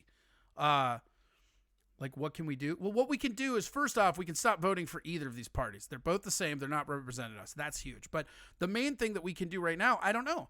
The thing that I can do is I have a platform where I can tell people the truth as I see it. And that's pretty cool, and I'm in a very fortunate spot that is the case. I'll also, we won't get to all of it, but this is the where is it? Yeah, so this is an America Uncovered thing again, but this is, and I will put this up in chat. We're not going to watch all of this because we're coming up on time, but this is about the insider trading. This is the same guy that does the China Uncovered, that same staff, but they also do one that's directed on America. So this is America Uncovered. Let me see here. Okay, ready? Let's go. Remember January? When you could do crazy things like eat a meal at a restaurant, go out to see a movie, or take public transit, all without feeling like you were the protagonist in a Mad Max movie. It turns out that more happened back in January than just partying and movie watching. On January 17th of this year, former Congressman Chris Collins, a Republican from New York State, was sentenced to 26 months in prison and a $200,000 fine after being convicted of insider trading. Former Representative Collins was the first member of Congress to be indicted for insider trading since 2012. That's when Congress passed the Stock Act, which banned insider trading by members of Congress and their staff. Specifically, the law states that members of Congress may not use non-public information derived from such person's position or gained from the performance of such person's official responsibilities as a means for making a private profit. Fast forward to earlier this year. On January 24th, the chairs and ranking members of the Senate's Health, Education, Labor, and Pensions Committee, as well as the Senate Foreign Relations Committee, hosted a closed-door, all-senators briefing from Trump administration officials on the coronavirus. Other people at the briefing included Robert Redfield, the director of the Centers for Disease Control, and Dr. Anthony Fauci, the head of the National Institute of Allergy and Infectious Diseases. According to a statement released by senators who served on the two committees, we are monitoring the outbreak of a novel coronavirus closely and are in close communication with United States government agencies on actions and precautions needed to prevent further spread of this virus. But a few senators may have taken some additional actions and precautions, like selling stocks before the market crashed. One of those senators appears to be Richard absolutely Burr, true, a Republican and it's from fucking North crazy. Carolina. Senator Burr is the chairperson of the Senate Intelligence Committee, which means that he's been receiving daily briefings about the threat posed by the coronavirus. He also voted against the Stock Act in 2012, but that's probably just a coincidence. On February 27th, the same day that President Trump said that the coronavirus would hopefully disappear in April, Senator Burr gave a more dire assessment of the virus's threat when he appeared at a private luncheon organized by a North Carolina group of businesses and organizations. According to leaked audio of Burr's comments, Burr told people at that luncheon that the coronavirus is much more aggressive in its transmission than anything we have seen in recent history, and that it is probably more akin to the 1918 pandemic that killed 50 million people. Then, on March 19th, a story in ProPublica found that Senator Burr had unloaded between $628,000 and $1.7 million in stock in 33 separate transactions over the past several months. From a financial point of view, the stock sell-offs would make sense. An estimate by Roll Call in 2018 put Senator Burr's net worth at just $1.7 million, meaning that if the senator's stock was to plummet, it would put him in the kind of financial jeopardy faced by, everyone else right now. The condemnation from across the political spectrum was swift. Excuse me, Alexandria Ocasio-Cortez called on the senator to resign, while Senator Burr's North Carolina colleague, Senator Tom Tillis, tweeted, "Given the circumstances, Senator Burr owes North Carolinians an explanation. There needs to be a professional and bipartisan inquiry into this matter." Perhaps the most surprising condemnation, however, came from Fox News pundit Tucker Carlson. He dumped his shares in hotel stocks so he wouldn't lose money, and then he stayed silent. Now, maybe there's an honest explanation for what he did. If there is, he should share it with the rest of us immediately. Otherwise, he must resign from the Senate and face prosecution for insider trading. There is no greater moral crime than betraying your country in a time of crisis. The senator released a statement on Twitter defending his stock sell-offs. I relied solely on public news reports to guide my decision regarding the sale of stocks on February 13th. Specifically, I closely followed CNBC's daily health and science reporting out of its Asia bureaus at the time. Understanding the assumption many could make in hindsight, however, I spoke this morning with the chairman of the Senate Ethics Committee and asked him to open a complete review of the matter with full transparency. Yes, if there's one thing for which Senator Burr is likely to be remembered for, it's his transparency. Senator Burr isn't the only senator facing scrutiny for the abrupt sale of stocks. Senator Kelly Loeffler, a Republican from Georgia, has also come under fire for an unusual number of stock sales. Senator Loeffler's first reported sale of stock was on January 24th, the same day as the Senate's private all-senators meeting about the coronavirus. She even tweeted after the meeting, "Appreciate today's briefing from the president's top health officials on the novel coronavirus outbreak." Reports indicate that Senator Loeffler engaged in 29 stock transactions from January 24th until mid-February, all of which were sales. Then, on February 14th, she bought stock in Citrix, a company that provides web-based services, including teleconferencing, and Oracle, a computer technology corporation. But I'm sure that's all a coincidence. Just a nice big coincidental coincidence. Following the initial report of the stock sales, Senator Loeffler tweeted, "This is a ridiculous and baseless attack. I do not make investment decisions for my portfolio. Investment decisions are made by multiple third-party advisors without my or my husband's knowledge or involvement." In case you're wondering who her husband is, he's Jeffrey Sprecher, the chairman of the New York Stock Exchange. According to CBS News, Sprecher himself unloaded $3.5 million in shares in the company he leads, which owns the New York Stock Exchange. Since that sale, shares in that company have plunged nearly 25%. Again, I'm sure it's all just a coincidence. Senator Loeffler then went on CNBC to clear up any lingering confusion about her stock sales. The third-party advisors are the same ones that many Americans rely on for their investment advice. I have no involvement in these decisions. I don't have conversations with them about any of this, and I should know. All right, we're not going to watch all of this because we don't have enough time. But again, I would strongly urge all of you to go and watch that for yourself. It gets crazy down to it, and it's fucking absolutely nothing. And this is the thing. This is what makes this shit so fucking crazy to me, is that this isn't like people get labeled conspiracy theorists, people get called wackos or this or that, but that's not what any of this is. Like, the thing about this that's like the reality, the harsh reality, is that this is what's going on. And because of the digital era, we're able to track it in a way that we never have been before. And that is good in some instances, but not in others. And that's something that we need to fucking figure out, because they're not hiding it. Like, that's the thing. Like, that Reddit thing shows you. It's going through here all the time. MME says, "I'm not saying it's a conspiracy theory. We are known for stirring up shit in countries swooping to save." Yeah. Well, that's how we do it, is that but Russia did it for Trump last time, so the GOP is doing it for Trump this time. No, I don't think it's that. I don't think it's even that. I think what this is this is an opportunity for people, especially like parties, to gain more control. I mean, who wins the most over us being stayed inside the most? The Dems and the GOP. And this paper trail leads right to the GOP when it comes to all of these liberate. Every single one of these liberate movements you're seeing in every single state leads back to the center of the GOP.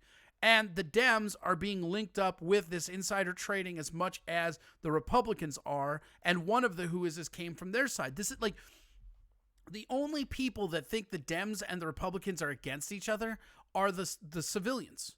The reality is once they get there, they're all kind of the same. And that's why I have been such an advocate of this shit and why I think it's so fucking bad news bears on it, you know? I had another funny link that we were going to do, but you know what? We're going to save it for tomorrow. This has already run absolutely over. I think that it's time to move into our end phase. Are you ready? Here we go. End phase time. Well, here we are in the end phase. Don't forget to go to Facebook, Google, Instagram, Twitter, Twitch. Follow me at Corey Adam Comedy. Thanks again to everybody that called in. Thanks to Tom, Isaac, Tovar. You guys are awesome. Yeah, we do this Friday through Tuesday. So this is coming up on this was our hump day, right? Tomorrow is Thursday, and then we have Friday, and we're out. So, this is what a work week looks like now, I guess. That's fucking weird. But yeah, one sec. Here we go.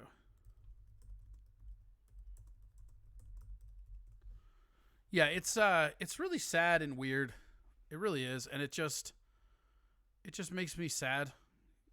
Cuz none of this is hard to find, and it's all out in the open, and that's I think the hardest thing for people to take, is like, how do we go forward from here? I don't know. I don't know the answer. We do need a two-party system for sure. Thank you for watching. Don't forget Venmo and PayPal, Corey Adam Comedy. This show doesn't keep happening without donations from people like you. I feel like PBS. That's super awesome. Thanks to everybody that donated. Yeah, go to the Venmo. Please donate. Bits, subscriptions, all of this helps. I'm trying to pay my bills with this shit. I'm trying to bring you guys a product.